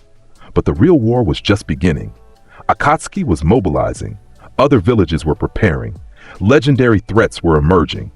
And Naruto Uzumaki, the boy born with ultra ego, the embodiment of destruction itself, was ready for all of it. Because he was the apex predator. Because he was destruction incarnate. Because he was Naruto Uzumaki. And he didn't lose. 3 months had passed since the invasion. 3 months since Naruto Uzumaki had cemented his position as Konoha's ultimate weapon.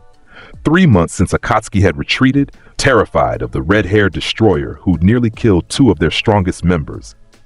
The ninja world had changed. Villages whispered his name with reverence and terror. Intelligence networks tracked his movements obsessively. Bingo books listed him as SS rank with a standing order, do not engage, retreat immediately if encountered. Some religious cults had begun worshiping him as a literal god of destruction, claiming he was the second coming of the Sage of Six Paths, or perhaps something even greater. Naruto didn't care about any of that. He stood atop the Hokage monument at dawn, his blood-red hair whipping in the wind, his destructive aura causing the stone beneath his feet to crack and crumble slowly. Below, Konoha was waking up. Merchants opening shops, academy students heading to class, ninja departing on missions. Normal life. The life he protected through overwhelming violence. You've been standing there for 3 hours, Kit, Kurama observed mentally.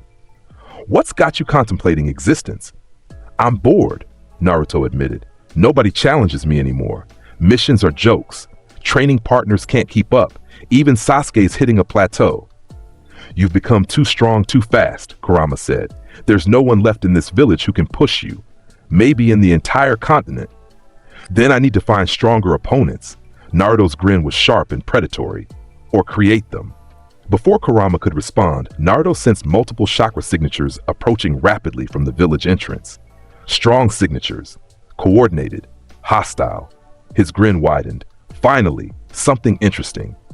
He dropped from the monument, landing in the village's main street, just as 6 figures in black cloaks adorned with red clouds emerged from the shadows. Akatsuki, all of them. The civilians screamed and fled. Ninja mobilized immediately, but Tsunade's voice echoed through the village via messenger toads. All forces stand down. Do not engage. Naruto will handle this. Naruto walked toward the 6 Akatsuki members casually, hands in his pockets. You brought friends this time. Smart. 2 of you couldn't handle me. Let's see if 6 can. Pain stepped forward, his Rinnegan eyes studying Naruto intently. Naruto Uzumaki, we've come to collect the 9 tails. Good luck with that, Naruto replied. Kurama's sealed pretty tight, and even if you could extract him, you'd have to kill me first. Spoiler alert, that's not happening. We've prepared extensively for this encounter, Pain said calmly. We know your abilities, we know your power, and we know your weakness. My weakness? Naruto laughed. Please enlighten me. You fight alone, Itachi said, stepping beside Pain. You refuse support. You rely solely on your own strength. That pride will be your downfall. Beside Itachi stood Kasame, his restored Samehada eager for another taste of Naruto's power. Sasori of the Red Sand, his puppet body prepared with hundreds of weapons. Deidara, his hands forming clay explosives. And Kakuzu, his multiple hearts beating steadily. 6 S-rank criminals, the strongest members of Akatsuki, all focused on one target. You really think numbers matter? Naruto's aura began to manifest, purple-red energy crackling around his body. Let me teach you the difference between quantity and quality. Pain raised his hand. Shinra Tensei! The repulsive force that could level buildings slammed into Naruto with devastating power. Buildings behind him crumbled. The street cratered. Naruto stood completely still, his destructive aura having absorbed the kinetic energy harmlessly. That's supposed to hurt? Pain's eyes widened slightly. His Shinra Tensei had never failed to repel anything before. My turn, Naruto said. Destruction cannon! The beam lanced toward Pain, but Itachi's Susanoo manifested instantly, the skeletal warrior's Yata mirror intercepting the attack. The legendary mirror that could deflect any jutsu shimmered as it attempted to redirect the destructive energy. The mirror cracked, then shattered. Itachi's Susanoo dissolved as he coughed blood, the backlash overwhelming. That mirror had blocked attacks from the Nine Tails itself during the Uchiha massacre. It shouldn't have been possible to destroy it. Your legendary defenses mean nothing, Naruto observed. My power doesn't play by chakra rules. It doesn't care about your bloodline abilities. It just destroys. Kasame attacked from behind, Samehada swinging with enough force to cleave mountains. Naruto caught the blade with one hand. We already did this dance, he said, his grip tightening. Samehada screamed, actually screamed, as Naruto's destructive aura began erasing it. The sentient sword tried desperately to absorb energy, to regenerate, but there was nothing to absorb, only annihilation. The blade withered to dust in Naruto's hand. Kasame stared at his empty grip in disbelief. My sword? You actually killed my sword. It was in my way, Naruto shrugged. Annihilation fist! The punch caught Kasame in the chest, and the shark-like ninja's eyes bulged as his ribs shattered. He flew backward, crashing through 3 buildings before coming to rest in a crater, barely conscious. Katsu! Deidara's clay birds detonated all around Naruto, massive explosions designed to level entire districts. The smoke cleared to reveal Naruto standing in the center of the devastation, completely unharmed. His aura had simply erased the explosive force before it could reach him. Explosions are just rapid energy release, Naruto explained patiently. I destroy energy. See the problem? Sasori's 100 puppets emerged, each armed with poisoned weapons and deadly techniques. They attacked in perfect coordination, a killing formation that had destroyed entire armies. Obliteration wave! Naruto's destructive energy expanded outward in a sphere. Every puppet within the radius simply ceased to exist, not destroyed or broken, but fundamentally erased at the molecular level. Sasori retreated, his puppet body the only one remaining. Impossible. Those puppets were reinforced with the 3rd Kazekage's iron sand techniques. And now they're nothing, Naruto interrupted. Want to join them? Kakuzu's elemental masks activated, launching combined attacks. Fire, wind, lightning, earth, and water all converging on Naruto simultaneously. Naruto's aura flared. Hakai Singularity! A point of ultimate destruction formed in front of him, pulling all the attacks inward and erasing them completely. The singularity then expanded, catching two of Kakuzu's masks and destroying them instantly. My hearts! Kakuzu's composure cracked. Those hearts were supposed to be indestructible, allowing him practical immortality. Nothing's indestructible, Naruto said. That's the first lesson. Here's the second. I'm just getting started. His aura exploded outward with renewed intensity, the sheer pressure making the remaining Akatsuki members struggle to stand. Pain activated his six paths technique. 5 additional bodies appeared, each with Rinnegan eyes: the Deva path, Asura path, human path, animal path, Preta path, and Naraka path. Impressive party trick, Naruto observed. Still not enough. The animal path summoned a massive 3-headed dog, a rhino, a bird, and several other creatures. The Asura path transformed into a mechanized weapon platform. The human path prepared to rip out souls. The Preta path readied its absorption techniques. The Naraka path summoned the king of hell, and the Deva path, Pain's main body, prepared his strongest techniques. This is the power of a god, Pain declared. The power to bring peace through overwhelming force. The power to make the world know pain. And you, Naruto Uzumaki, will be the first to truly understand that pain. Naruto's grin was absolutely feral. A god? You think you're a god because you can control 6 corpses with fancy eyes? Let me show you what a real god looks like. His destructive aura intensified to a level he'd never shown before. The very air around him began to distort and crack, reality itself struggling to contain the power he was emanating. This is Ultra Ego at 70%, Naruto announced. I've been holding back, way back, because most opponents die too fast if I actually try. But you actually came at me with everything you have. Finally someone who might last more than 30 seconds. He moved. The animal path summons simply exploded as Naruto passed through them, his aura erasing their existence. The Asura path fired every weapon simultaneously. Missiles, lasers, bullets, and every projectile ceased to exist before reaching him. Destroyer King's Fist. The punch obliterated the Asura path entirely, leaving nothing behind, not even molecular residue. The human path tried to grab him, to rip out his soul, but Naruto caught the hand. You want my soul? Come and take it. The human path screamed as its own technique reversed, its soul being torn out by the sheer destructive force of Naruto's aura. The body crumpled, empty. The Preta path attempted to absorb his energy. Its hands glowed as it tried to drain Naruto's power. Absorption techniques won't work, Naruto said calmly. My power isn't chakra you can drain. It's fundamental destruction.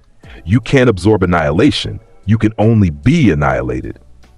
The Preta path's body began to crack and crumble, its absorption technique working in reverse, destroying it from within. The Naraka path summoned the king of hell, the massive spectral judge that could restore the other paths. Naruto looked at it with interest. Interesting, a conceptual entity. Not quite physical, not quite spiritual. Let's see if concepts can be destroyed. He thrust his palm forward. Eradication wave. The wave of destructive energy washed over the king of hell. The entity flickered, screamed soundlessly, and then simply stopped existing. Not banished, not sealed, erased from reality entirely. Pain's expression showed genuine shock for the first time. You destroyed an abstract construct? That shouldn't be possible. I keep telling you people, stop using that word around me. Naruto appeared in front of the Deva path in an instant. Nothing is impossible for someone who embodies destruction itself. Pain's Deva path unleashed Shinra Tensei at point-blank range with enough force to level half the village. Naruto took the hit head-on, his body being pushed back several meters, his clothes tearing, his skin cracking. And then he laughed. Yes, that's it! Hurt me, damage me, make me stronger! His Ultra Ego ability activated fully. The damage from Pain's technique was immediately converted into power. His aura doubled in intensity. His physical capability surged. Did you forget? Naruto's eyes gleamed with battle lust. I get stronger when you hurt me! Every attack you land just makes me more powerful. That's what Ultra Ego is. He charged forward, faster than before. Ego Crusher! The punch connected with Pain's Deva path and the entire body simply ceased to exist from the shoulders up. The remaining torso collapsed. The animal path, the last remaining path besides Pain's real body, tried to retreat. Naruto appeared behind it. Leaving so soon, we were just getting started. Annihilation barrage. A rapid succession of destruction beams tore through the animal path, erasing it piece by piece until nothing remained. Naruto turned to face the remaining Akatsuki members, Itachi severely weakened from his Susanoo breaking, Deidara out of clay and ideas, Sasori down to just his core, and Kakuzu missing half his hearts. Kasame was still unconscious in his crater. "So," Naruto said conversationally, his aura still blazing, "anyone else want to try their luck, or are we done here?" Itachi coughed blood. "We miscalculated. Severely." "You thought numbers would matter," Naruto agreed. "You thought preparation would matter. You thought strategy would matter. Against a normal opponent, you'd be right. But I'm not normal. I'm the apex predator, the ultimate destroyer, and you just gave me the best fight I've had in months. So thank you for that." He raised his hand, palm forward. "But now it's time to end this. Ultimate destruction cannon!" "Wait!" a voice echoed across the battlefield. A figure appeared between Naruto and the remaining Akatsuki, a man wearing an orange spiral mask with a single eye hole.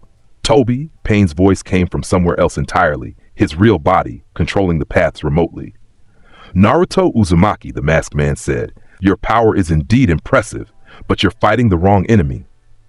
"Everyone who attacks my village is my enemy," Naruto replied. "And you're part of Akatsuki, so either move or get erased with the rest of them." "I'm Madara Uchiha," the masked man declared, "and I have an offer for you." Naruto paused, not because the name impressed him, but because he was curious. "Madara Uchiha is dead, has been for decades. Death is a temporary state for someone with my abilities," Toby replied. "And I've been orchestrating events from the shadows for years.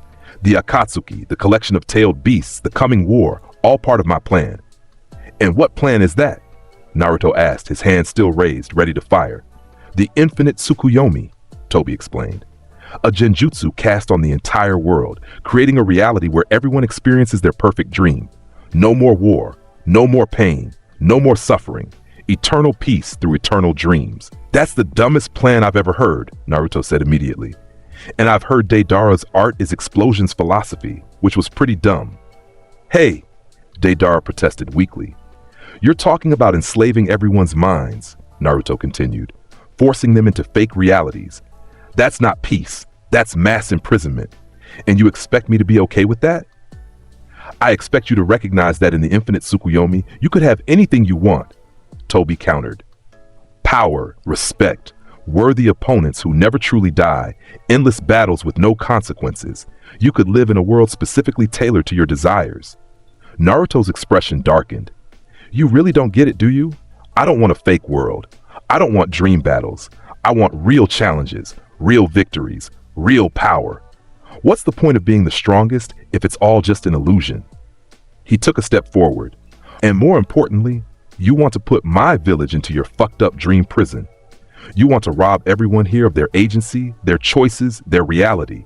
That makes you my enemy, and I destroy my enemies." "Then you'll fight the entire ninja world," Toby warned, "because my plan is already in motion. The 5 great nations will soon be at war. The tailed beasts will be collected. The Jado statue will be completed, and the infinite Tsukuyomi will be cast. You cannot stop it alone. Watch me." Naruto's aura exploded outward with enough force to crack the ground for hundreds of meters. "I don't care if it's you, Akatsuki, the 5 great nations, or every ninja alive. Anyone who threatens my village, anyone who threatens real freedom, anyone who stands in my way, I'll destroy them all." Toby studied him silently for a long moment. "Very well. Then our next meeting will be as enemies. Akatsuki, retreat." He activated a space-time jutsu, and the remaining Akatsuki members vanished in swirls of distorted reality. Naruto's beam caught the edge of Toby's portal, actually damaging the space-time technique before it fully closed. Silence fell over the battlefield. Naruto stood alone in a crater surrounded by devastation, his aura slowly retracting. Tsunade approached cautiously, flanked by Kakashi and several Anbu. "Naruto, report." "Akatsuki came for me with 6 of their strongest members," Naruto said. "I killed 3 of their paths, destroyed their summons, and sent the rest running. Oh, and apparently Madara Uchiha is still alive somehow, and he's planning to mind control the entire world with something called the infinite Tsukuyomi." Tsunade's expression went from concerned to horrified. "Madara Uchiha? That's impossible. He died in battle with the first Hokage decades ago." Yeah, well, apparently death is negotiable for some people, Naruto shrugged. Point is, there's a war coming, and Akatsuki's just the opening act. How many did you kill? Kakashi asked quietly. Directly? Just the path's Pain's puppets. The others retreated before I could finish them. Disappointing, really. I was hoping for a longer fight. You fought 6 S-rank criminals simultaneously and you're disappointed it wasn't longer? Tsunade shook her head in disbelief. Naruto, you're insane! No, Naruto corrected, his grin returning. I'm just that strong, and I'm going to get even stronger before this war they're planning starts. Because if Madara Uchiha or anyone else thinks they can threaten my village, they're going to learn the hard way. I am the god of destruction, and gods don't lose. He walked past them toward the village center, leaving the shocked witnesses to process what they'd just seen. In his mindscape, Kurama was laughing. You actually enjoyed that fight, didn't you? Hell yes, Naruto replied mentally. Pain was strong, really strong. His Shinra Tensei actually hurt me. That's rare. That's exciting. And now you've made enemies of the entire Akatsuki organization and whoever this Madara is, Kurama pointed out. Good, Naruto said. I was getting bored. Let them come. Let them bring armies. Let them bring their strongest techniques and their master plans. I'll destroy it all and become even stronger in the process. You're a battle maniac, Kurama observed. And proud of it, Naruto agreed. The news spread rapidly. Within hours, every major village knew. Naruto Uzumaki had single-handedly repelled a full Akatsuki assault. 6 S-rank criminals had attacked Konoha, and one god had sent them running.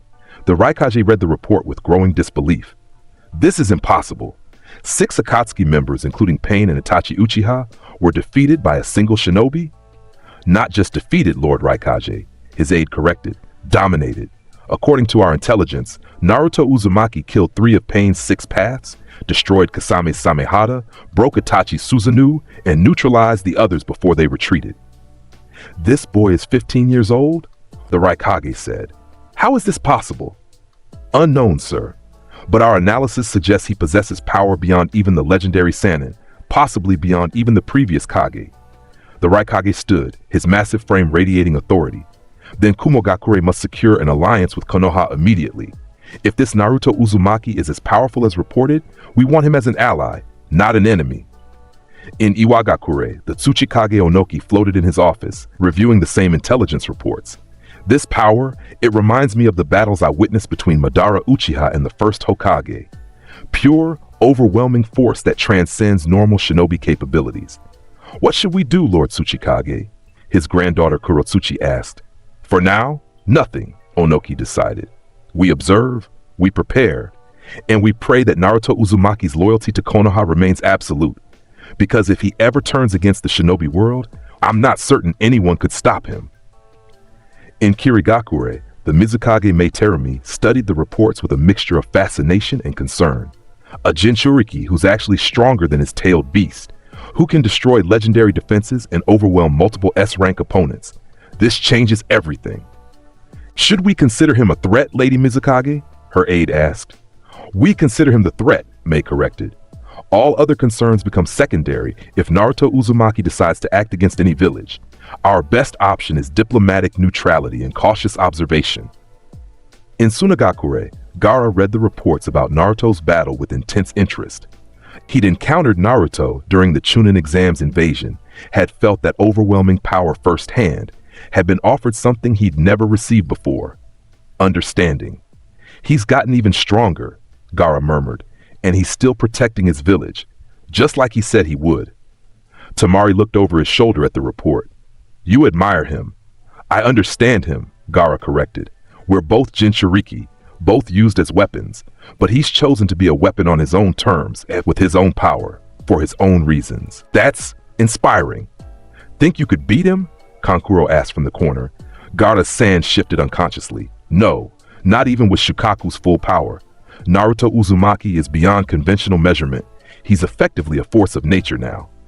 And in a hidden underground lair, Tobi stood before a massive statue, the Gedomazo, the husk of the 10 tails. Black Zetsu emerged from the ground beside him. The plan proceeds, Tobi said, despite this setback. Naruto Uzumaki is a significant problem, Black Zetsu observed. His power is unlike anything we anticipated. He destroyed Pain's most powerful techniques, broke through legendary defenses, and his destructive energy even damaged your Kamui portal. Which means he can actually hurt me, Toby acknowledged. That's concerning, but also irrelevant. Once the infinite Tsukuyomi is cast, even he will fall into the dream. His power is physical, not Genjutsu-based. He has no defense against being caught in an illusion of that scale. And if he resists somehow? Black Zetsu asked. Then we'll cross that bridge when we come to it, Toby replied. For now, accelerate the war preparations. The 5 great nations must be pushed into conflict. The more chaos we create, the easier it will be to collect the remaining tailed beasts while they're distracted. What about Naruto himself? We avoid him, Toby said simply. Direct confrontation has proven ineffective. Instead, we'll force situations where he must choose, protect his village or chase us. As long as Konoha is threatened, he'll stay to defend it. That gives us freedom to operate elsewhere. Clever, Black Zetsu admitted. Use his loyalty as a cage. Exactly, Toby's single visible eye gleamed behind his mask. Every strength can become a weakness with proper manipulation, even the strength of a god.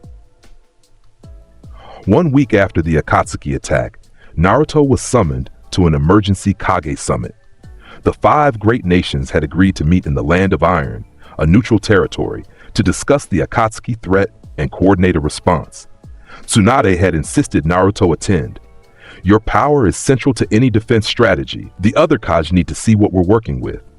The summit was held in a massive chamber, 5 Kage sitting at a pentagonal table with their advisors and bodyguards. Naruto stood behind Tsunade, his arms crossed, his blood-red hair making him stand out dramatically. The Raikage spoke first, his voice booming. So this is the legendary Naruto Uzumaki, the boy who single-handedly defeated an Akatsuki assault force. Not a boy, Naruto corrected. I'm 15, practically ancient by shinobi standards. And I didn't defeat them, I destroyed some and drove off the rest. There's a difference. The Raikage's eyebrow twitched at the casual correction. Regardless, your power is clearly significant. Konoha is fortunate to have such a weapon. I'm not Konoha's weapon, Naruto said flatly. I protect Konoha because it's my village and I choose to. Big difference. Tsunade winced. Diplomacy was not Naruto's strong suit. The Tsuchikage Onoki floated slightly above his chair, studying Naruto intently. You remind me of warriors from the old days. Pure power without pretense. Tell me, boy, what would you do if Konoha ordered you to attack another village? I'd tell them to fuck off, Naruto replied immediately. I fight threats to my village. I don't start wars for political gain. Anyone who attacks Konoha, I destroy. Anyone who leaves Konoha alone, I ignore. Simple. The Mizukage smiled slightly. Direct. I appreciate that. But what if another village was preparing to attack Konoha? Would you strike preemptively? Depends, Naruto said. Are they definitely going to attack or just might attack? I don't destroy people for hypotheticals. I destroy them for actions. Gaara spoke for the first time. You've developed a moral code. Interesting. When we fought during the Chunin exams invasion, you seemed more indiscriminate. I've learned that unlimited destruction gets boring, Naruto admitted. It's more satisfying when there's actual justification. Makes the victories feel earned rather than arbitrary. So you do have limits, the Raikage noted. No, Naruto's smile was sharp. I have preferences. There's a difference. I prefer to destroy enemies who deserve it, but if pushed, I'll destroy anyone. Don't mistake selective brutality for weakness. No one here is making that mistake, Tsunade said quickly, trying to diffuse the tension. The point of this summit is to coordinate our response to Akatsuki and the threat they represent. Our intelligence suggests Akatsuki is planning something large-scale, Onoki said. They've been collecting tailed beasts for years. They have 6 of the 9 now. Only the 8 tails, 9 tails, and 1 tail remain free. They're welcome to try taking mine, Naruto said. We saw how well that went last time. The concern is that they'll target the other Jinchuriki while you're occupied defending Konoha, Mei pointed out. Or worse, they'll force you to choose between protecting your village and protecting fellow Jinchuriki. Naruto's expression darkened. That's a legitimate strategy. Divide my attention, exploit my loyalty, smart. Which is why we need a coordinated defense, Tsunade said. The 5 great nations working together to protect the remaining Jinchuriki and counter Akatsuki's movements. I propose an alliance, the Raikage declared. The allied shinobi forces, all 5 great nations pooling resources and intelligence to combat this threat. Agreed, Gaara said immediately. Tsunagakure supports this, Mei added. As does Iwagakure, Onoki confirmed. All eyes turned to Tsunade. Konoha agrees, but understand, Naruto operates independently. He'll support the alliance, but he won't take orders from a joint command structure. I answer to the Hokage and no one else, Naruto confirmed. You want my help fighting Akatsuki? Fine. You want to give me orders about when and how to fight? Not happening. The Raikage looked like he wanted to argue, but swallowed his pride. Having Naruto as a semi-independent ally was better than having him as an enemy, or worse, having him refuse to participate at all. Acceptable, the Raikage said through gritted teeth. The allied shinobi forces will coordinate movements and intelligence. Naruto Uzumaki will operate as Konoha's specialized response unit. Basically, I'm the hammer you point at problems and let me smash, Naruto translated. Works for me.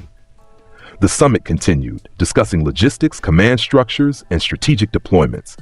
But the underlying truth was clear to everyone in the room. Naruto Uzumaki was the Alliance's ultimate trump card. If everything else failed, they would point the god of destruction at their enemy and hope he destroyed the right target. As the meeting concluded, Gaara approached Naruto privately. A word? They stepped into a private chamber. Gaara's sand swirled protectively around him, a habit that never quite disappeared. You've changed, Gaara observed, since our fight during the invasion. So have you, Naruto countered.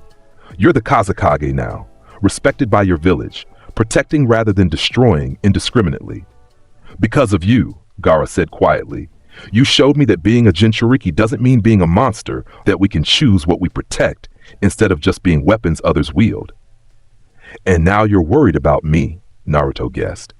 You're getting stronger constantly, Gaara said. Your power is growing beyond anyone's ability to measure or contain. What happens when you become so strong that nothing in this world can challenge you anymore?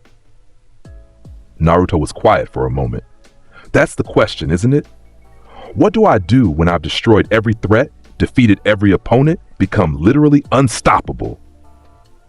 Do you have an answer? Not yet, Naruto admitted. But I figure I'll cross that bridge when I come to it. For now, there are still plenty of threats. Akatsuki, this Mara person, whatever war is coming, I've got challenges to face and enemies to destroy. And when those are gone, Gaara pressed. Naruto's expression was surprisingly thoughtful. Then maybe I'll find a different purpose, protecting instead of just destroying, building instead of breaking. I don't know, but I've got time to figure it out. Just remember, Gaara said, power without purpose is just destruction for its own sake, and that's the path to becoming the monster everyone feared we were. Thanks for the philosophy lesson, oh wise Kazekage, Naruto said with a slight smile. But don't worry about me. I've got Kurama to keep me grounded, and a whole village of people who depend on me. That's purpose enough. Gaara nodded. Then, I wish you luck. And if you ever need an ally, someone who understands what it's like to carry a demon and godlike power, you know where to find me. Same to you, Naruto replied. The war came faster than anyone expected. 3 weeks after the Kage summit, Akatsuki made their move. Not against the Jinchuriki directly, but against the infrastructure of the 5 great nations. Supply lines were sabotaged. Communication networks were disrupted. Border skirmishes between villages were orchestrated to create confusion and mistrust. And in the chaos, Akatsuki struck. The Eight-Tails Jinchuriki, Killer Bee of Kumogakure, was ambushed by Sasuke Uchiha, who'd apparently joined Akatsuki and nearly captured before the Raikage's forces intervened. Naruto heard about this and immediately sought out Tsunade. I'm going to Kumogakure. They need help protecting their Jinchuriki. Absolutely not, Tsunade said firmly. That's exactly what Akatsuki wants. They ambush B to draw you away from Konoha, then attack here while you're gone. Then what do you suggest? Naruto demanded. Let them capture B? B is strong enough to defend himself with support, Tsunade said. And the Raikage has assigned an entire platoon to protect him. Your responsibility is here. My responsibility is to prevent Akatsuki from collecting all the tailed beasts. Naruto's aura flickered with frustration. If they get the 8 tails, they only need mine and Gaara's 1 tail to complete their plan. And if you abandon Konoha to save B and Akatsuki attacks the village while you're gone, thousands die, Tsunade countered, including civilians who can't defend themselves. Is that acceptable? Naruto's fists clenched. This was the trap Toby had mentioned, using his loyalty against him. There has to be a solution, he said. There is. Kakashi entered the office, holding an intelligence report.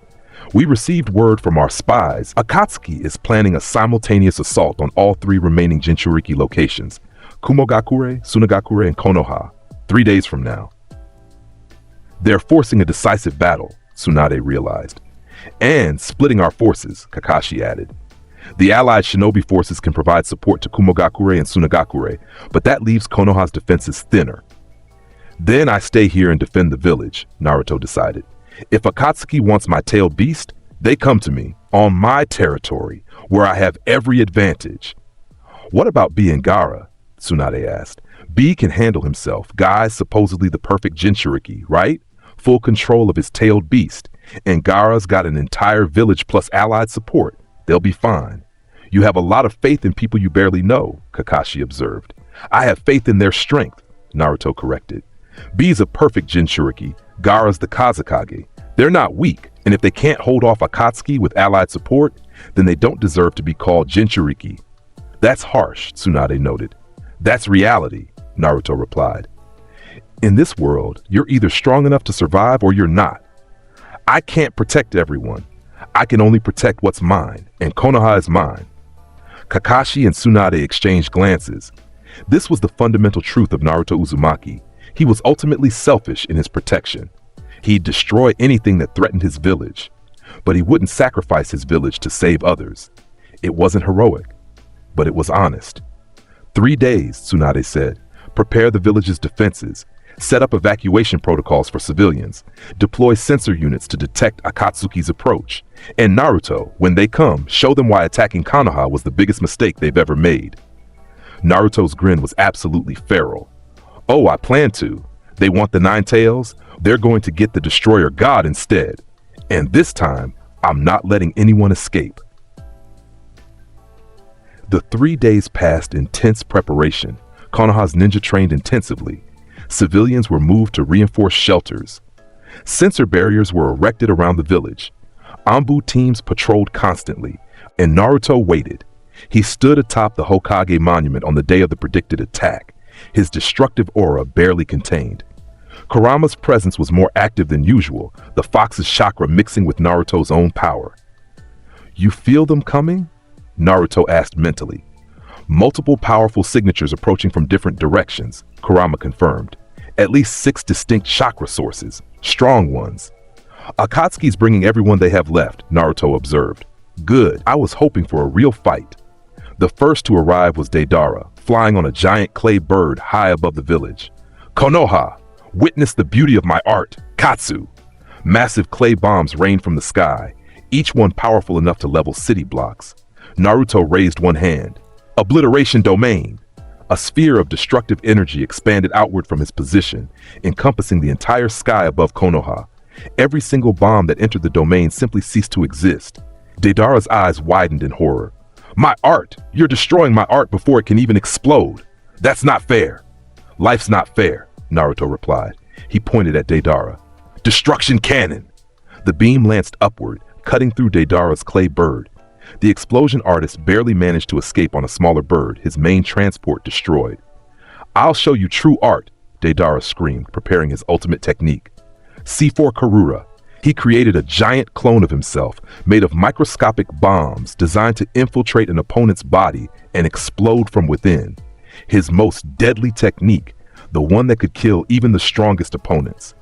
The microscopic bombs filled the air, invisible to the naked eye, infiltrating everything in the area. Katsu! Deidara triggered the technique. Nothing happened. Naruto's destructive aura had erased the microscopic bombs the instant they tried to enter his body. His defense was absolute. Anything attempting to harm him at any level was simply destroyed before it could make contact. Impossible, Deidara shouted. That was my ultimate art. Your ultimate art was weak, Naruto said bluntly. Annihilation Fist! He punched the air, and a shockwave of destructive energy exploded outward. It caught Deidara's bird, the explosion artist himself, and everything in a 100-meter radius. Deidara had just enough time to scream, "Art is!" before his entire existence was erased. One down. Sasori attacked from the ground level, having prepared an ambush with hundreds of puppets hidden throughout the village. They emerged from sewers, buildings, and underground passages, surrounding Naruto from all angles. "You destroyed my 100 puppets last time," Sasori's voice echoed from his puppet body. "So I brought 1,000 this time. Surely even you can't destroy that many." "Watch me," Naruto said. Hakai Singularity. A point of ultimate destruction formed above the Hokage monument. Its gravitational pull was immense, dragging in all the puppets from across the village. They were compressed into the singularity, their mass condensing into a single point. Then Naruto closed his fist, and the singularity collapsed. Every single puppet was erased simultaneously, including Sasori's core. The puppet master's scream was brief before he too ceased to exist. 2 down. Kakuzu appeared next, his remaining hearts allowing him to use multiple elemental techniques simultaneously. "I've seen your power. I've prepared counters." He unleashed a combined attack, fire and wind creating an inferno, lightning and water creating electrified streams, earth creating barriers and projectiles. Naruto didn't even try to dodge. Destroyer's Wrath. The massive sphere of destructive energy expanded outward, consuming all of Kakuzu's attacks and continuing toward the man himself. Kakuzu tried to use his earth element hardening technique to defend, tried to regenerate with his extra hearts. The sphere destroyed his defenses, destroyed his hearts, and destroyed him completely. 3 down. Kasame emerged from underground, apparently having recovered from their last encounter. His Samahata was gone, replaced by multiple water element techniques. "I've gotten stronger since we last fought," Kasame declared. Water style, Great Shark Bomb Jutsu. The massive water shark that formed was even larger than before, powered by Kasame's full chakra reserves. It should have been unstoppable. Naruto walked toward it casually. When the shark made contact with his aura, it simply dissolved. "You don't learn, do you?" Naruto said. "Water is just molecules. I destroy molecules. How many times do I have to teach you this lesson?" He appeared in front of Kasame in an instant. "Ego Crusher!" The punch went straight through Kasame's chest, creating a hole where his heart and lungs used to be. The shark-like ninja looked down in disbelief before collapsing. 4 down. Itachi Uchiha appeared, his Mangekyo Sharingan already active. He'd recovered somewhat from their last battle, but clearly wasn't at full strength. "Naruto Uzumaki," Itachi said calmly. "I knew it would come to this." "Did you?" Naruto replied. "Because you ran last time. What makes you think this time will be different?" "Because this time, I'm not trying to capture you," Itachi said. "I'm trying to kill you." Amaterasu. The black flames that never extinguish erupted around Naruto, forming a cage of fire that should have burned him to ash. Naruto's aura flared, and the Amaterasu flames were erased. "We already established this doesn't work on me." "That was a distraction," Itachi said. Multiple shadow clones appeared around Naruto, each one preparing a different Mangekyo ability. "Tsukuyomi, Amaterasu, Susanoo!" The combined assault was overwhelming, Genjutsu attacking his mind, black flames attacking his body, and the Susanoo's attacks coming from multiple angles. Naruto's aura exploded outward with enough force to shatter all the clones, destroy the flames, and crack Itachi's Susanoo. "You're strong, Itachi Uchiha," Naruto acknowledged, "probably the strongest Uchiha alive, but your legendary techniques, your bloodline abilities, your tactical genius, none of it matters when you're facing someone who can simply destroy everything you throw at them." He raised both hands. "Ultimate Destruction Cannon!" The beam was larger than any Naruto had fired before, its destructive power concentrated to an incredible degree. Itachi's Susanoo manifested its strongest defense, the Yada Mirror and the Totsuka Blade working in tandem. The beam destroyed the Yada Mirror, shattered the Totsuka Blade, and consumed the Susanoo entirely. Itachi coughed blood as the backlash tore through him. His Mangekyo Sharingan was bleeding, his body failing from the strain. "You're dying," Naruto observed. "That technique pushed you past your limits." "It seems. I am," Itachi admitted, collapsing to his knees. "But I accomplished my goal." "Which was what? Getting yourself killed?" Buying time, Itachi said. He looked toward the village center. Long enough for Pain to reach the Nine-Tailed Seal location. Naruto's eyes widened. While he'd been fighting the other Akatsuki members, Pain had infiltrated the village and was heading toward the location where Jinchuriki were traditionally sealed, the location where Naruto's seal could potentially be accessed. You sacrificed your entire team just to buy time for one objective? Naruto demanded. We knew we couldn't defeat you in direct combat, Itachi said, his voice growing weaker. So we changed the objective, not to capture you, but to extract the Nine Tails directly from its seal location, the vault beneath the Hokage Tower where all Jinchuriki sealing artifacts are stored. Clever, Naruto admitted. Wrong, but clever. He pointed at Itachi. Eradication wave. The destructive energy washed over the dying Uchiha, erasing him from existence. 5 down. Then Naruto vanished, moving at speeds that made him appear to teleport. He appeared at the Hokage Tower in seconds, his destructive aura blazing. Pain stood for the vault entrance, his 6 paths fully manifested despite losing 3 in their last encounter. He'd somehow recovered or replaced them. You're too late, Pain said. I've accessed the sealing vault. The extraction can begin. You think you can extract Kurama from me? Naruto laughed. My seal is maintained by my own destructive energy. Your extraction techniques won't work. We're not extracting from you, Pain corrected. We're extracting from the seal itself. The original seal your father created contains a portion of Kurama's chakra separate from what's inside you. A backup, in case the primary seal ever failed. We're taking that. You researched my seal that thoroughly? Naruto was impressed despite himself. Akatsuki has been planning this for years, Pain replied. We knew you'd be the most difficult Jinchuriki to capture, so we found an alternative method. Inside Naruto's mindscape, Kurama was snarling. He's right, Kit. There's a portion of my chakra stored in the original seal, not much, maybe 10% of my total power, but enough for them to use. Can they actually extract it? Naruto asked. If they have the right techniques and enough time, yes, Kurama admitted. Your father's seal was designed to be accessed by authorized Konoha ninja. Pain must have stolen or replicated the access codes. Naruto's expression darkened. Then I'll just destroy the vault and everything in it. Problem solved. That would also destroy the seal keeping me contained inside you, Kurama warned. I'd be forced out, probably violently. That could kill you. Then I'll destroy Pain before he can complete the extraction, Naruto decided. He turned to face Pain directly. You've got about 30 seconds before I erase you and everything in this building. Start running. Pain's expression didn't change. I expected this response, which is why I prepared insurance. He activated a technique and the entire Hokage Tower was suddenly engulfed in a barrier. This is the Tori Seal Barrier. It suppresses all forms of chakra and energy inside its area of effect. Your destructive power, my Rinnegan abilities, all suppressed to minimum levels. In here, we fight as normal shinobi.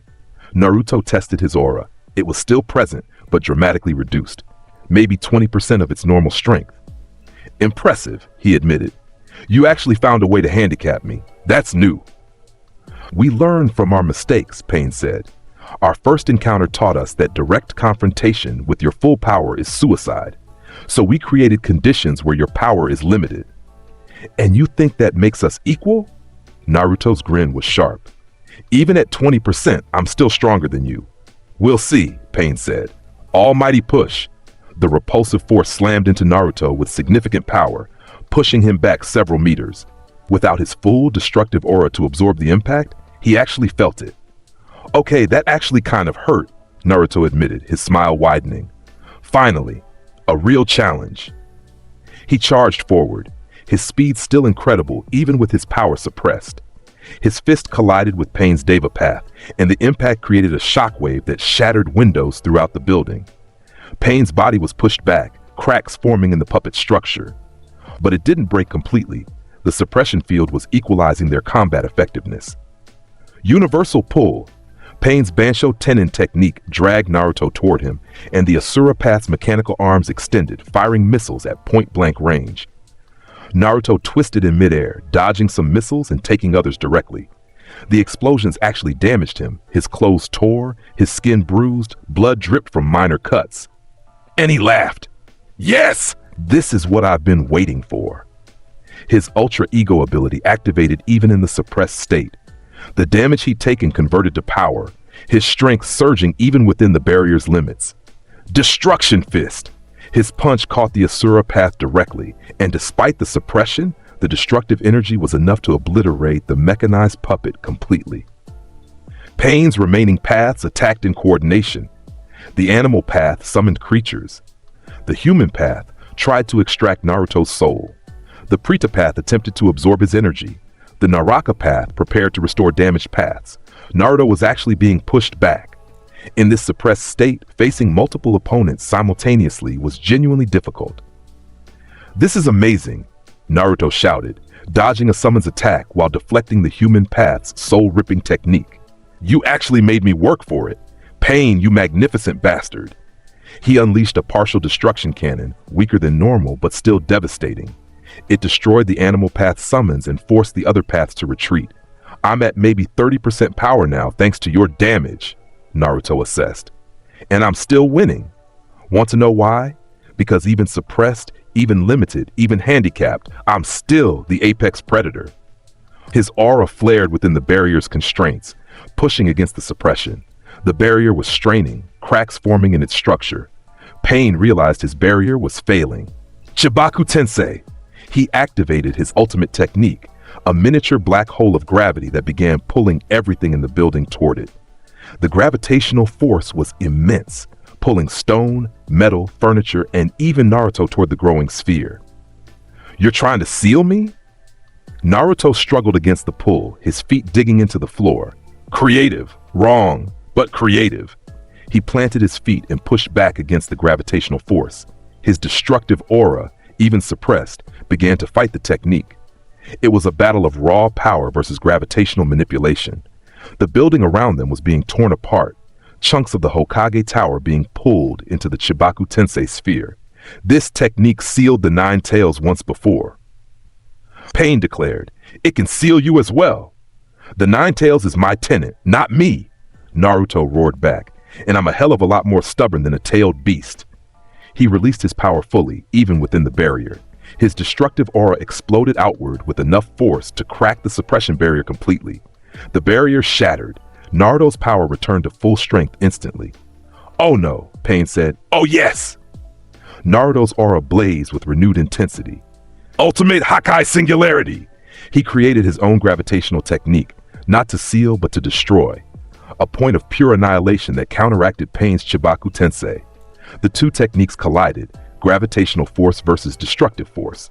The space between them distorted, reality itself straining under the conflicting powers. Then Naruto's technique won. The Hakai Singularity consumed the Chibaku Tensei, erasing it from existence. The backlash destroyed Pain's remaining paths simultaneously, all of them crumbling to dust. Pain's real body, Nagato, hidden somewhere in the village, coughed blood as his connection to the paths was severed violently. Naruto sensed the location of the real body through the dispersing energy. He appeared there in seconds, finding a emaciated man with red hair connected to a machine, a blue-haired woman protecting him. "So this is the real Pain," Naruto observed. "You're dying." Nagato looked up with hollow eyes. "Using the Rinnegan's full power has destroyed my body over the years. I'm already dead. I just haven't stopped moving yet." "Then why fight?" Naruto asked. "Why throw away your life for Akatsuki's plan?" "Because I wanted to create a world without pain," Nagato said. "A world where no one suffers like I did. The infinite Tsukuyomi could have achieved that." "By enslaving everyone's minds," Naruto countered. "That's not peace. That's just forcing everyone to dream instead of live." "At least in dreams, there's no pain," Nagato replied. "There's also no growth, no triumph, no real joy," Naruto said. "Peace without struggle is just stagnation, and I'd rather die fighting than live in a comfortable cage." He raised his hand. "You made your choice. You chose to attack my village. That makes you my enemy, and I destroy my enemies." "Wait," the blue-haired woman Konan stepped between them. "He's already dying. You don't need to kill him." "I do, actually," Naruto said, "because if I leave him alive, he'll just try again. That's what fanatics do. They never quit until they're dead." "Please," Konan begged. "He's all I have left." Naruto hesitated, not out of mercy. He didn't do mercy, but out of curiosity. "Why are you so loyal to him? Because he saved me when no one else would, Conan said. Because he gave me purpose when I had nothing. Because he's my family. Naruto understood that. Konoha was his family. The village, Tsunade, Kakashi, even Sasuke, they were what he protected. Fine, he decided. I'll make you a deal. Take him and leave. Go back to wherever you came from. Don't ever attack Konoha again. Don't ever come after me again. And I'll let you both live. Break that deal and I'll hunt you down and erase you both from existence. Understood? Conan's eyes widened in shock. You'd spare us? I'm sparing him because killing him now would be boring. He's already dying anyway. And I'm sparing you because loyalty is rare and I respect it. But don't mistake this for kindness. This is pragmatism. Living enemies who've learned their lesson are more useful than dead martyrs who inspire others. He turned to leave. You have 1 hour to be outside Konoha's borders. After that, the deal expires. As he walked away, Conan carefully lifted Nagato, preparing to escape. The red-haired man looked at Naruto's retreating back. Why spare us? Nagato asked weakly. Because you're not the real enemy, Naruto replied without turning around. Madara is. You're just his puppet, and I don't waste energy destroying puppets when I can destroy the puppeteer instead. The aftermath of the battle was significant. The Hokage Tower was heavily damaged. 5 Akatsuki members were confirmed dead: Deidara, Sasori, Kakuzu, Kasame, and Itachi Uchiha. Pain's 6 paths were destroyed and the real body had fled with Konan.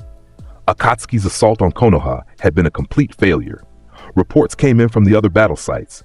Kumogakure had successfully defended against Akatsuki's attack on Killer B, with the Raikage personally killing several attackers. Tsunagakure had repelled their assault with support from allied forces, though Gaara had been injured in the fighting. The 3-pronged attack had failed on all fronts. In the emergency meeting that followed, Tsunade addressed the village's jonin. Akatsuki has been severely weakened. We have intelligence suggesting only 3 members remain active: Tobi, who claims to be Madara Uchiha, Zetsu, an intelligence gatherer, and Sasuke Uchiha, who apparently joined them recently. Sasuke joined Akatsuki? Kakashi's shock was evident. After killing Orochimaru and absorbing his power, according to our sources, Tsunade confirmed. He's seeking power to kill Itachi, not knowing that Itachi was killed by Naruto during today's battle. Someone should tell him, one jonin suggested. Why? Naruto asked. Let him find out on his own. If he wants to be part of an organization trying to destroy the world, that's his problem. He was your rival, Kakashi pointed out. He was my training partner, Naruto corrected, until he made his choice. He chose power over loyalty, revenge over responsibility. That makes him just another enemy now. Cold, Tsunade observed. Realistic, Naruto countered. I gave him chances. I trained him. I helped him get stronger, and he still chose to betray the village and join our enemies. At some point, you have to accept that people make their own choices and live with the consequences. So if we encounter Sasuke, Kakashi asked, treat him like any other Akatsuki member, Naruto said. Which means if he attacks Konoha or threatens the village, I'll destroy him, just like I destroyed the others. No hesitation, no mercy, no second chances. The room fell silent. This was Naruto Uzumaki, brutal, honest, and absolutely committed to his chosen path. The war isn't over, Tsunade said, changing the subject. Tobi is still active, and if he really is Madara Uchiha, he's the most dangerous enemy we've ever faced. Then let him come, Naruto said. I've destroyed legendary ninja before. What's one more? Madara Uchiha was considered equal to the first Hokage, Tsunade warned. The strongest shinobi of his generation. If he's truly alive, then he's just another obstacle to overcome, Naruto interrupted. Look, I get it. Madara's legendary. He's got the Rinnegan, supposedly. He's planned this whole thing. But at the end of the day, he's just another enemy. And I destroy my enemies. That's what I do. That's what I'm good at. So stop worrying about legendary reputations and start planning how to use me as the weapon I am. You're awfully confident, one jonin noted. I'm realistic, Naruto corrected again. I just killed 5 S-rank criminals in one battle. I broke Pain's ultimate techniques. I drove off the entire Akatsuki organization single-handedly. Why wouldn't I be confident? I've earned the right to be arrogant. He had a point. Everyone in the room knew it. Naruto Uzumaki had proven, repeatedly, that his power was beyond conventional measurement. Fine, Tsunade decided. New strategy, The allied shinobi forces will focus on locating Tobi and any remaining Akatsuki members. Naruto will remain in Konoha as our ultimate defense and rapid response unit. If Akatsuki makes any move, we deploy Naruto to destroy them. Works for me, Naruto agreed. Just point me at the enemy and let me do what I do best. The meeting concluded with a mix of relief and trepidation. Relief that Akatsuki had been severely weakened. Trepidation about what would come next. Because everyone knew Madara Uchiha hadn't shown his full hand yet, and when he did, the ninja world would face its greatest challenge.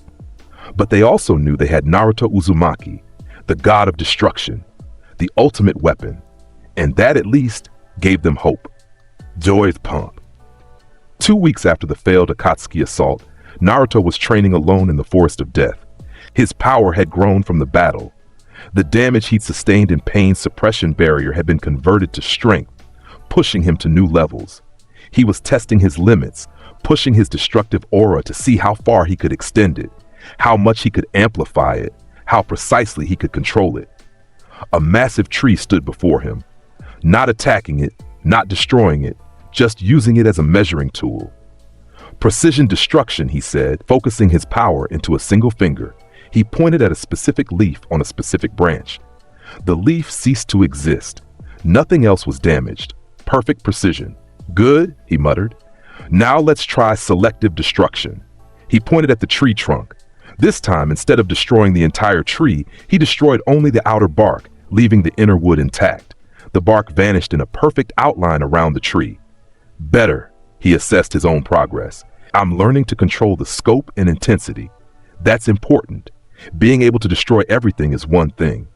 Being able to destroy exactly what I want and nothing else, that's mastery. Impressive progress, Kit, Kurama observed. You're developing nuance. I realized something during the fight with Pain, Naruto said.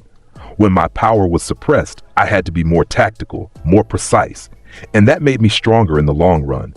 Unlimited power is great, but controlled power is better. You're maturing, Kurama noted, both as a fighter and as a person. Don't get soft on me, Kurama, Naruto replied with a grin. I'm still the same brutal destroyer. I'm just getting better at choosing what to destroy. A presence entered the forest. Strong, familiar, complicated. Sasuke Uchiha emerged from the tree line. His appearance significantly changed. His clothing was different, dark, Akatsuki style, but modified. His eyes were different too. Mangekyo Sharingan, fully awakened.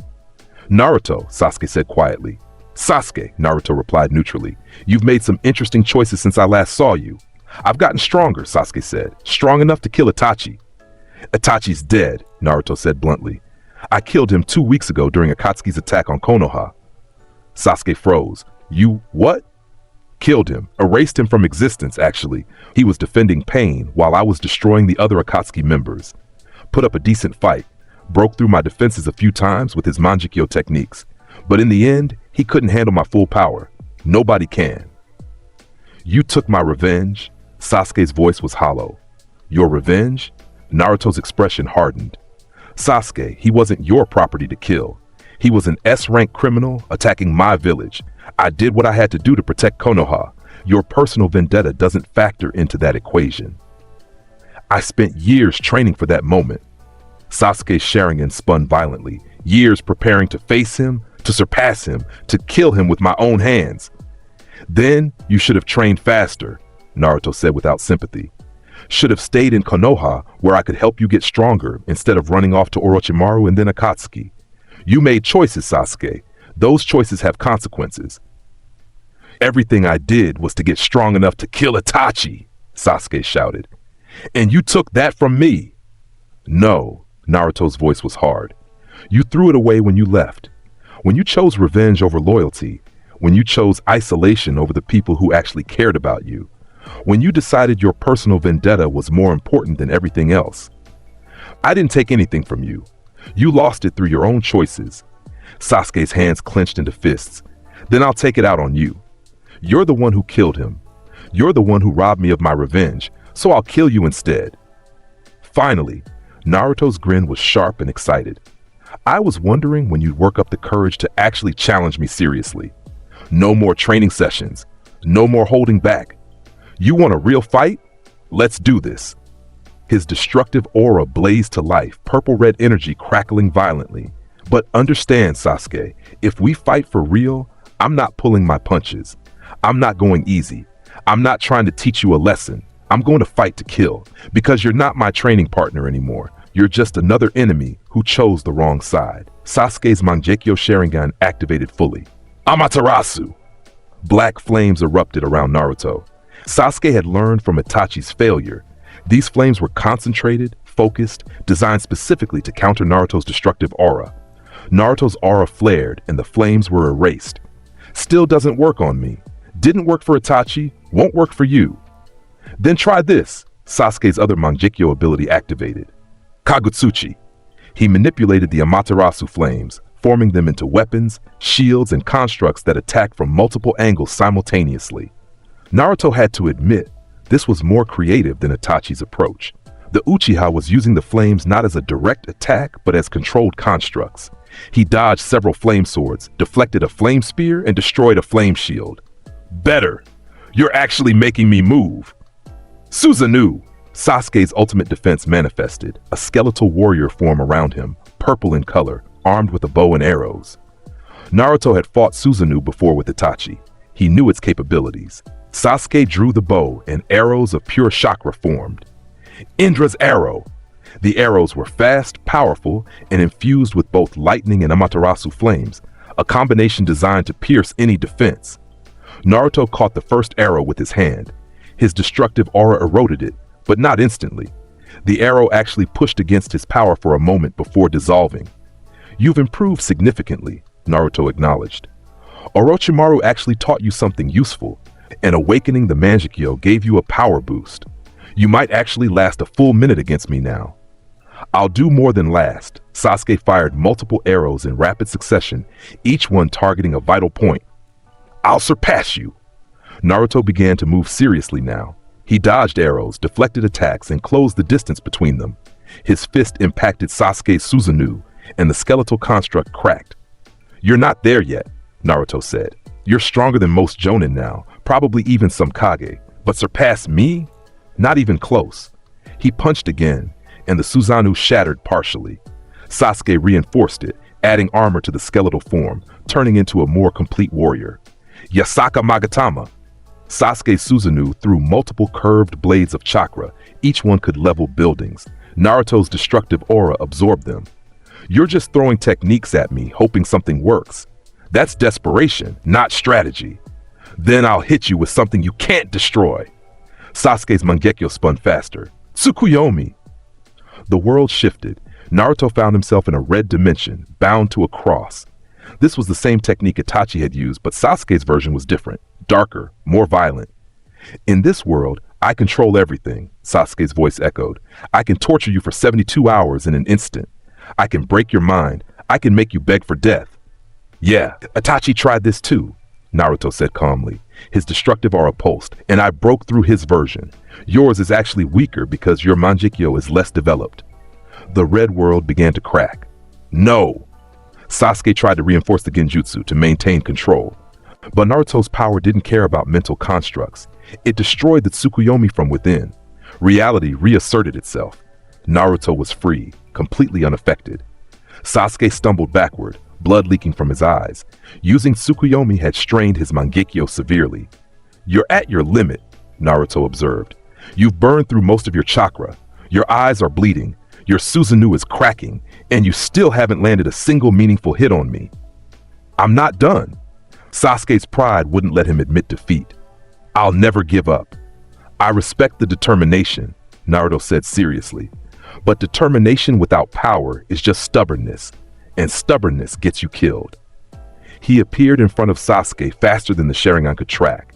His fist caught Sasuke in the stomach, the impact breaking ribs and rupturing organs. Sasuke flew backward, crashing through several trees before coming to rest in a crater. Naruto walked toward him slowly. You're beaten, Sasuke. Admit it. Never. Sasuke coughed blood but tried to stand. I'll get stronger, and I'll kill you. No, you won't, Naruto said, not cruelly, but as simple fact. Because the gap between us isn't something training can close. It's not talent or technique. It's fundamental power. I was born with ultra ego. You weren't. That's the difference. He raised his hand. And now I'm going to end this. You made your choice when you joined Akatsuki. You became my enemy, and I destroy my enemies.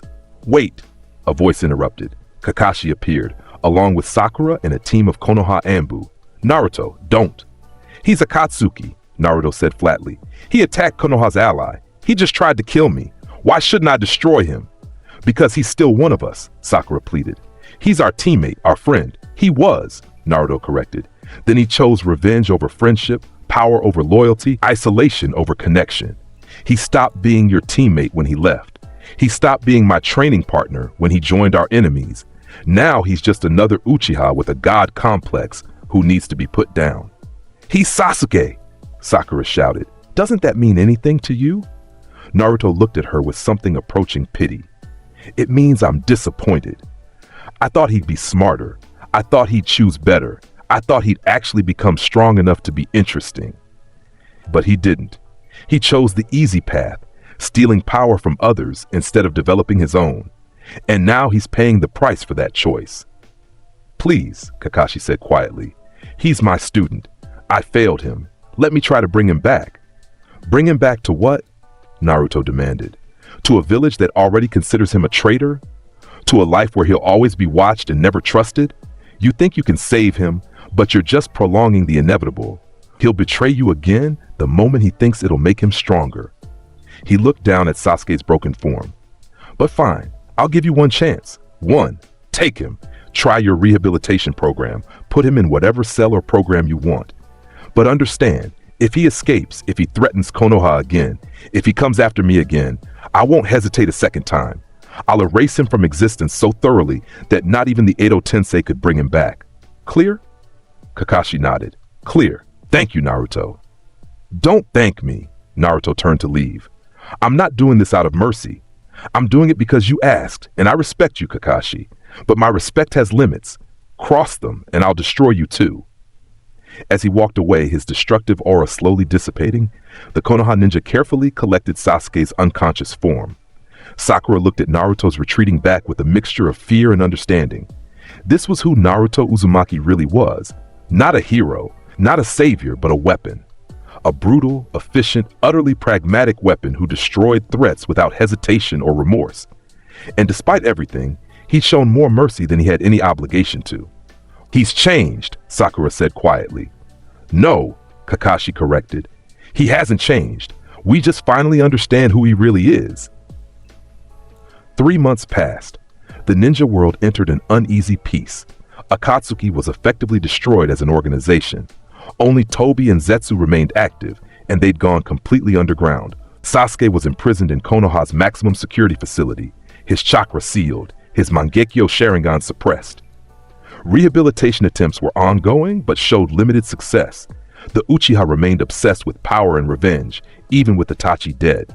Naruto continued his training, pushing his limits, developing new techniques, exploring the boundaries of his power.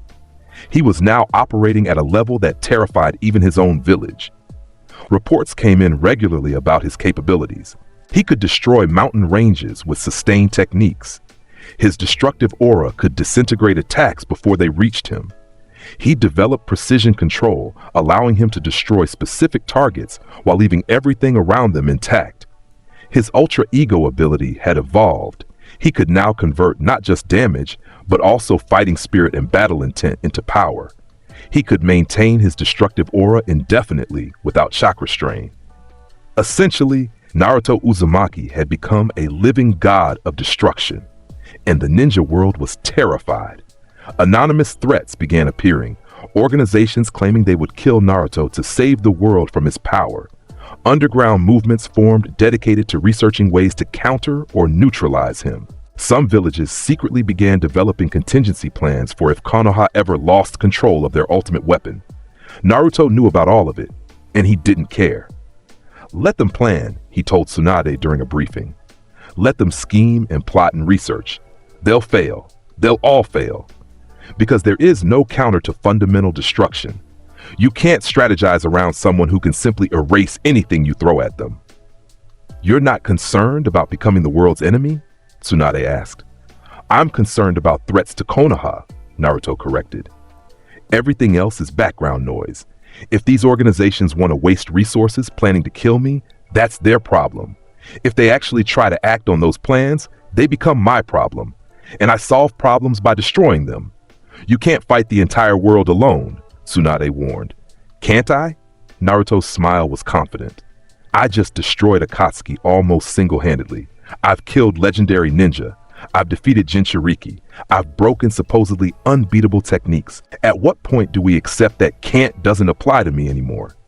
There's always someone stronger, Tsunade insisted.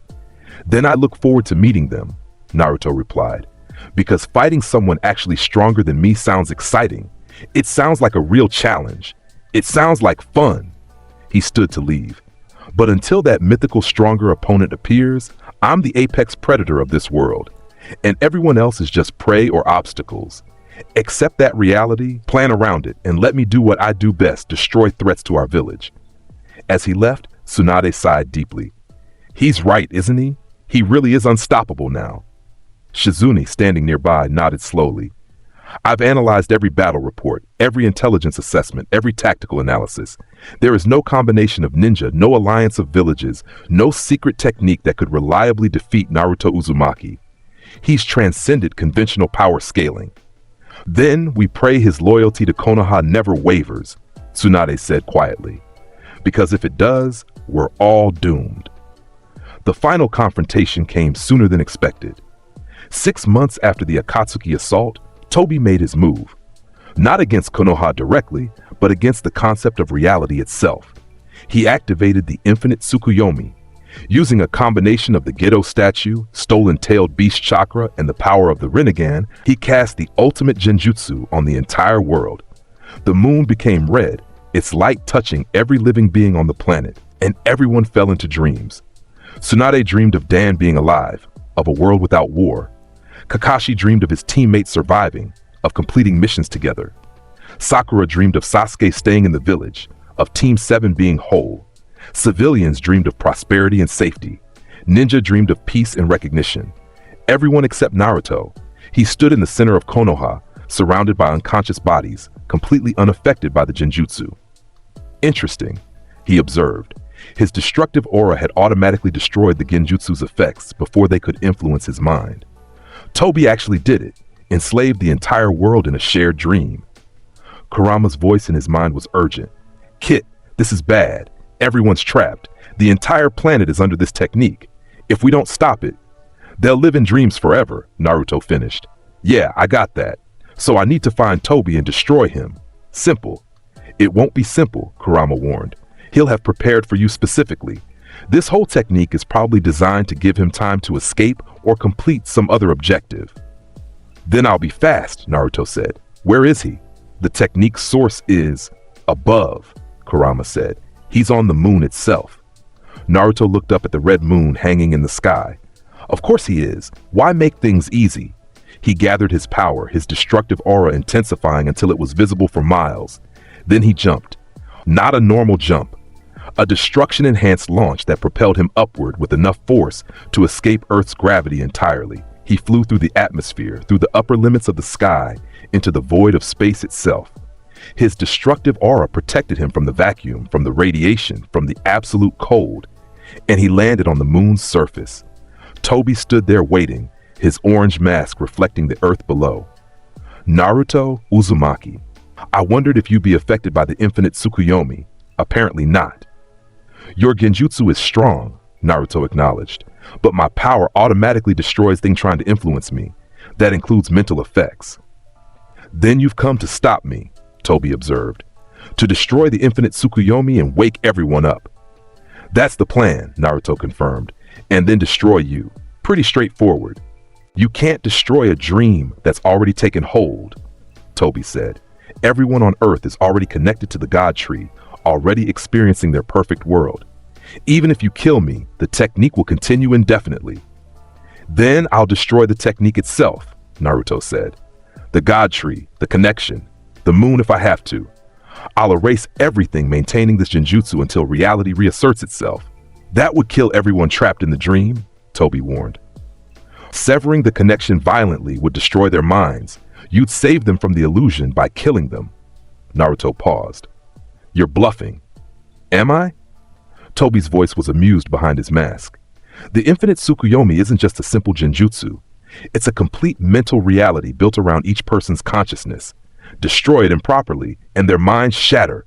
They'd be vegetables, alive physically but dead mentally. Then how do I properly dispel it? Naruto demanded. You don't, Tobi said.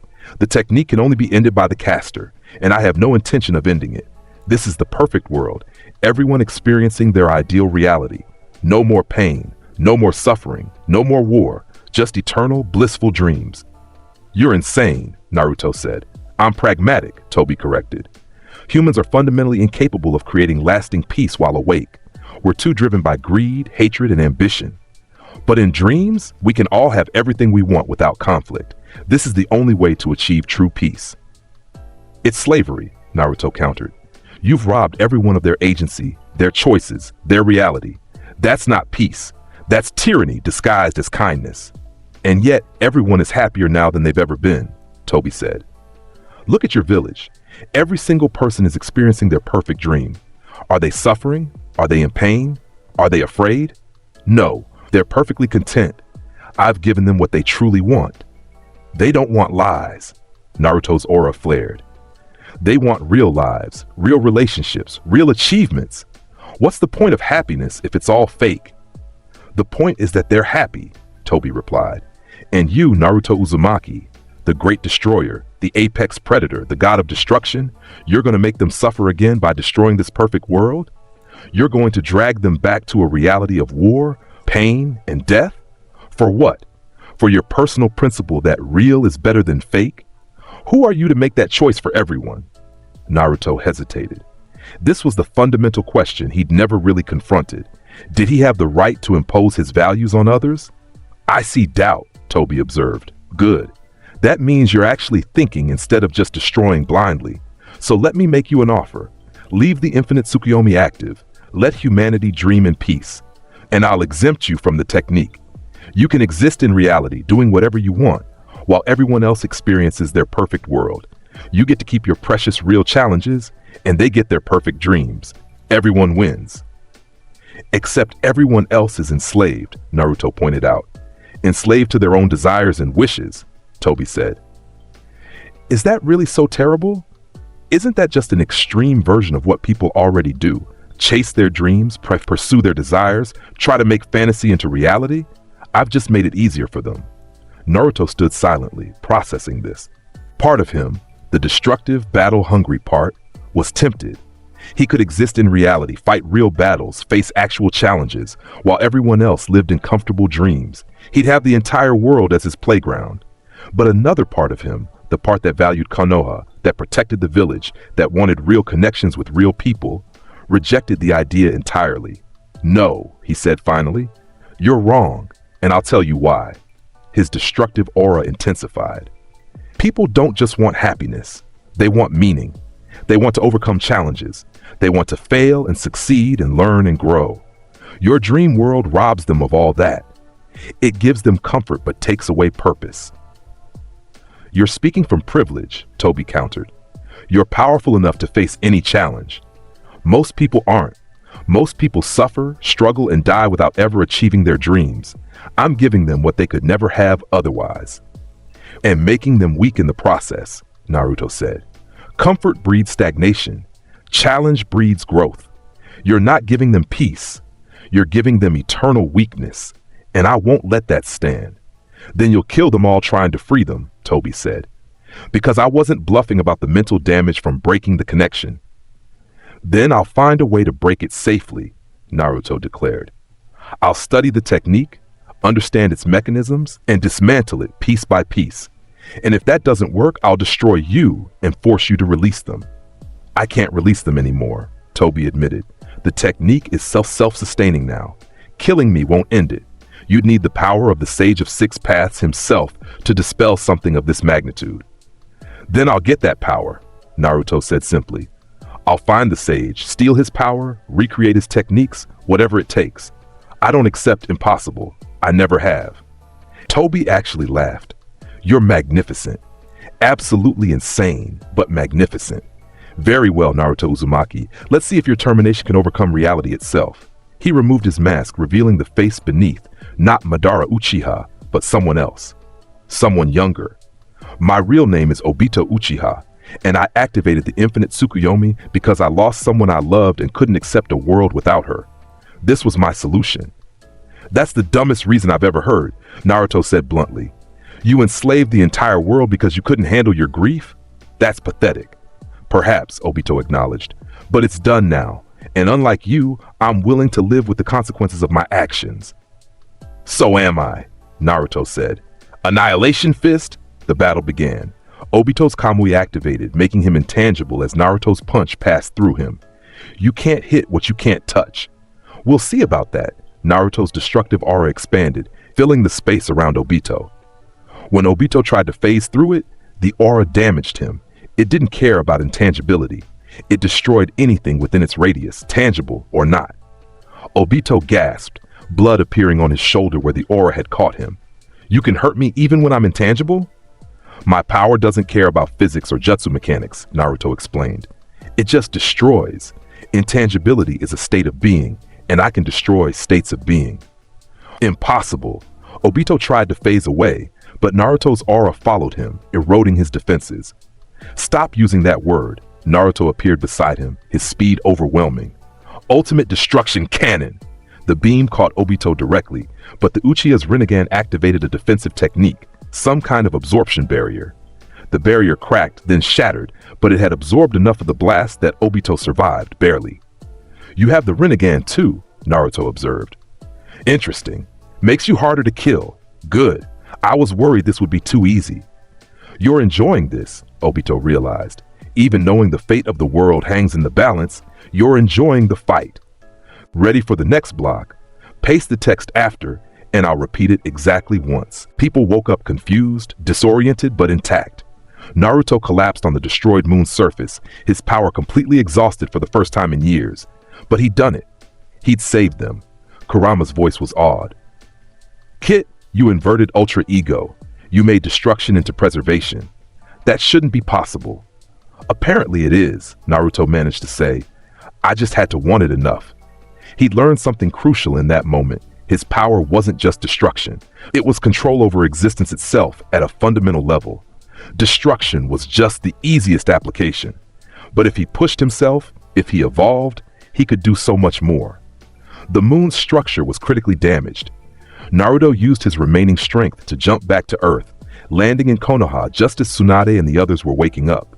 What happened? Tsunade looked around in confusion. Tobi activated the infinite Tsukuyomi, Naruto explained, barely staying conscious. Enslaved everyone in dreams. I destroyed him and broke the technique. You're all free now. You saved us, Kakashi realized. The entire world. I protected my village, Naruto corrected. The rest of the world was just included by default.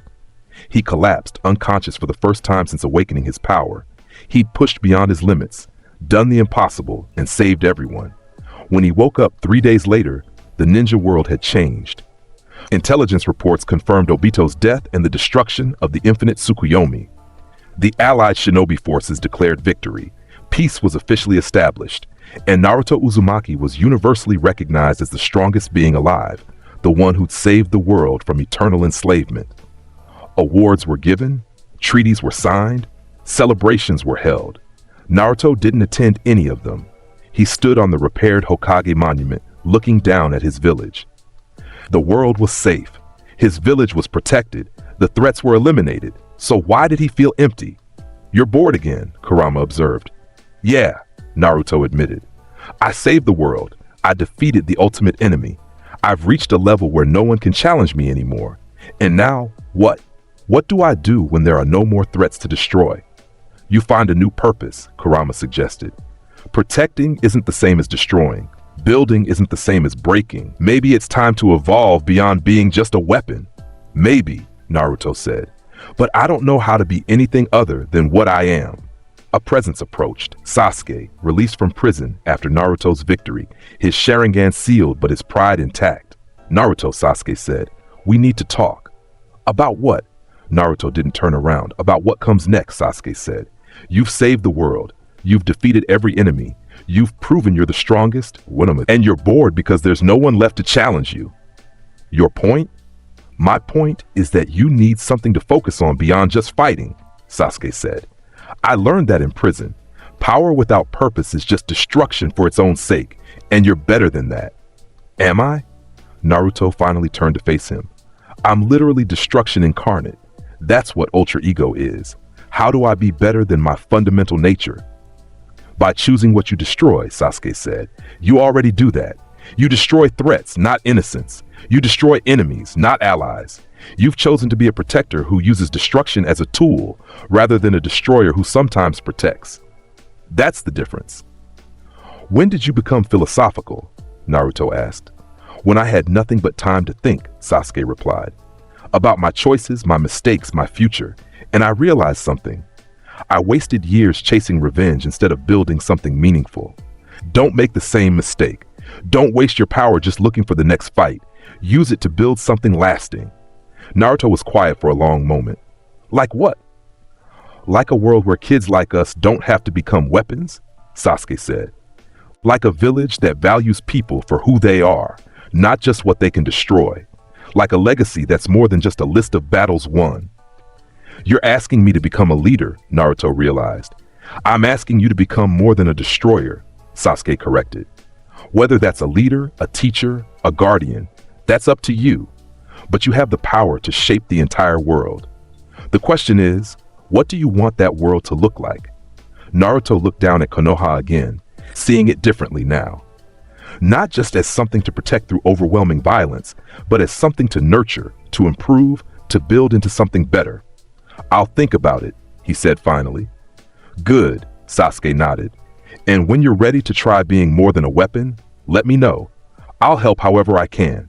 Consider it repayment for all those times you helped me get stronger. As Sasuke left, Naruto remained on the monument, thinking about the future for the first time in his life.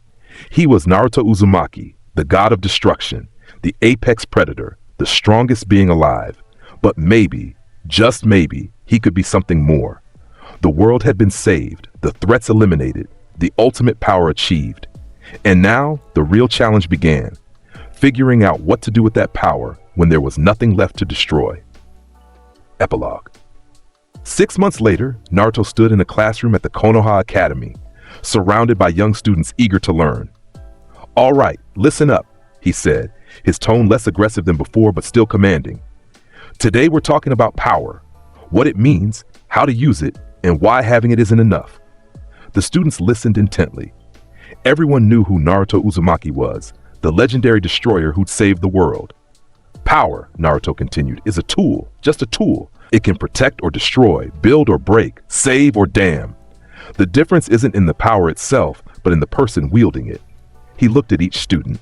Some of you will become strong. Some of you might even become stronger than most jonin.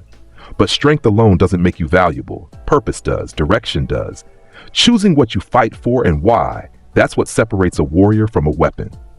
A young girl raised her hand. Sensei, did you ever regret being so powerful? Naruto considered the question seriously. Sometimes. Power can be isolating. It can make you feel separate from everyone else. But I don't regret having it. I regret sometimes how I used it. Being too brutal, too quick to destroy, too focused on demonstrating strength instead of protecting what mattered. But you saved us, a boy pointed out. You destroyed the enemies. I did, Naruto agreed. And that was necessary. But I could have done it with less collateral damage, less trauma, less fear. I could have been a protector instead of just a destroyer. That's what I'm learning now, how to use overwhelming power with precision and purpose instead of just unleashing it indiscriminately. The class continued, Naruto sharing lessons he'd learned through brutal experience about power, responsibility, choice, and consequence. After class, Tsunade met him in the hallway. You're good at this, teaching. It's different, Naruto admitted. No fighting, no destroying, just talking, sharing what I know, helping them avoid my mistakes. Is it fulfilling? Tsunade asked. In a different way than combat, Naruto said. I still train daily. I still maintain my power. I'm still the village's ultimate defense. But now I'm also building something instead of just protecting what exists. It's interesting. Gaara arrived for a diplomatic meeting, now a close ally of Konoha. Naruto, still adjusting to peace? Still figuring out what peace means for someone like me, Naruto replied. You? The same, Gaara said. Being a weapon was simple. Being a leader is complicated, but it's worth it. They walked through the village together, two Jinchuriki who transcended their roles as weapons to become something more. Do you miss it? Gaara asked. The constant fighting? Sometimes, Naruto admitted. The simplicity of it, the clarity of purpose. Enemy appears, I destroy them, problem solved. But this, building relationships, teaching students, protecting through presence rather than violence, this challenges me differently, and I'm starting to appreciate that. You've matured, Gaara observed. I've evolved, Naruto corrected with a slight smile. Destruction is still my nature, but I've learned to apply it with precision. To save destruction for when it's truly needed, rather than making it my first and only response. They passed the memorial stone where names of fallen ninja were engraved. Naruto paused, looking at the names. All these people died protecting something, he said quietly. I could have prevented some of these deaths if I'd been stronger sooner, but now I'm strong enough to prevent future deaths. That's worth something. It's worth everything, Gaara agreed. As evening fell, Naruto stood on the Hokage monument one final time, looking down at the village he'd protected, saved, and now helped build into something better. His blood-red hair caught the setting sun, making him look almost divine. His destructive aura was dormant but ready, an omnipresent threat to anyone foolish enough to challenge Konoha. You've come far, Kit, Kurama said in his mind. From a child consumed by hatred to a god who chooses restraint. I'm proud of you. Thanks, Kurama, Naruto replied. I couldn't have done it without you. Correction, you would have done it differently without me, but having me along for the ride made it more interesting. Naruto smiled. The world was at peace, his village was thriving, his power was controlled but ready, his purpose was evolving. He was Naruto Uzumaki, the god of destruction who'd learned that true strength wasn't just about overwhelming power, it was about knowing when to use it, how to use it, and what to use it for. The apex predator who discovered that protecting was more fulfilling than just destroying. The ultimate weapon who'd chosen to become more than just a tool. And his legend would continue, not as a tale of endless destruction, but as a story of power wielded with purpose, strength tempered with wisdom, and a destroyer who'd learned to build. The ninja world would remember Naruto Uzumaki not just as the strongest being alive, but as the one who proved that even gods could evolve beyond their nature. And somewhere in the shadows, new threats were already forming, new challenges waiting to emerge, new opponents preparing to test themselves against the legendary destroyer. Naruto sensed them coming, could feel the distant chakra signatures, the brewing conflicts, the inevitable challenges, and he smiled, because he was still Naruto Uzumaki, still the god of destruction, still the apex predator, and he'd never stop fighting, never stop protecting, never stop pushing himself to become stronger, better, more than he was. The war was over, the peace had begun, but for someone who embodied destruction itself, the real challenge had just started. Learning to live in a world that no longer needed constant destroying while remaining ready for when that destruction became necessary again. He was ready. He was willing. He was Naruto Uzumaki. So that's my story. The legend of the red-haired destroyer. You've witnessed power that reshapes reality, battles that shatter worlds, and a warrior who bows to no one. If you want more stories of dominance, destruction, and unstoppable power, hit that subscribe button. Drop a comment telling me whose story you want to hear next. Remember, weakness is a choice. I chose greatness. What will you choose?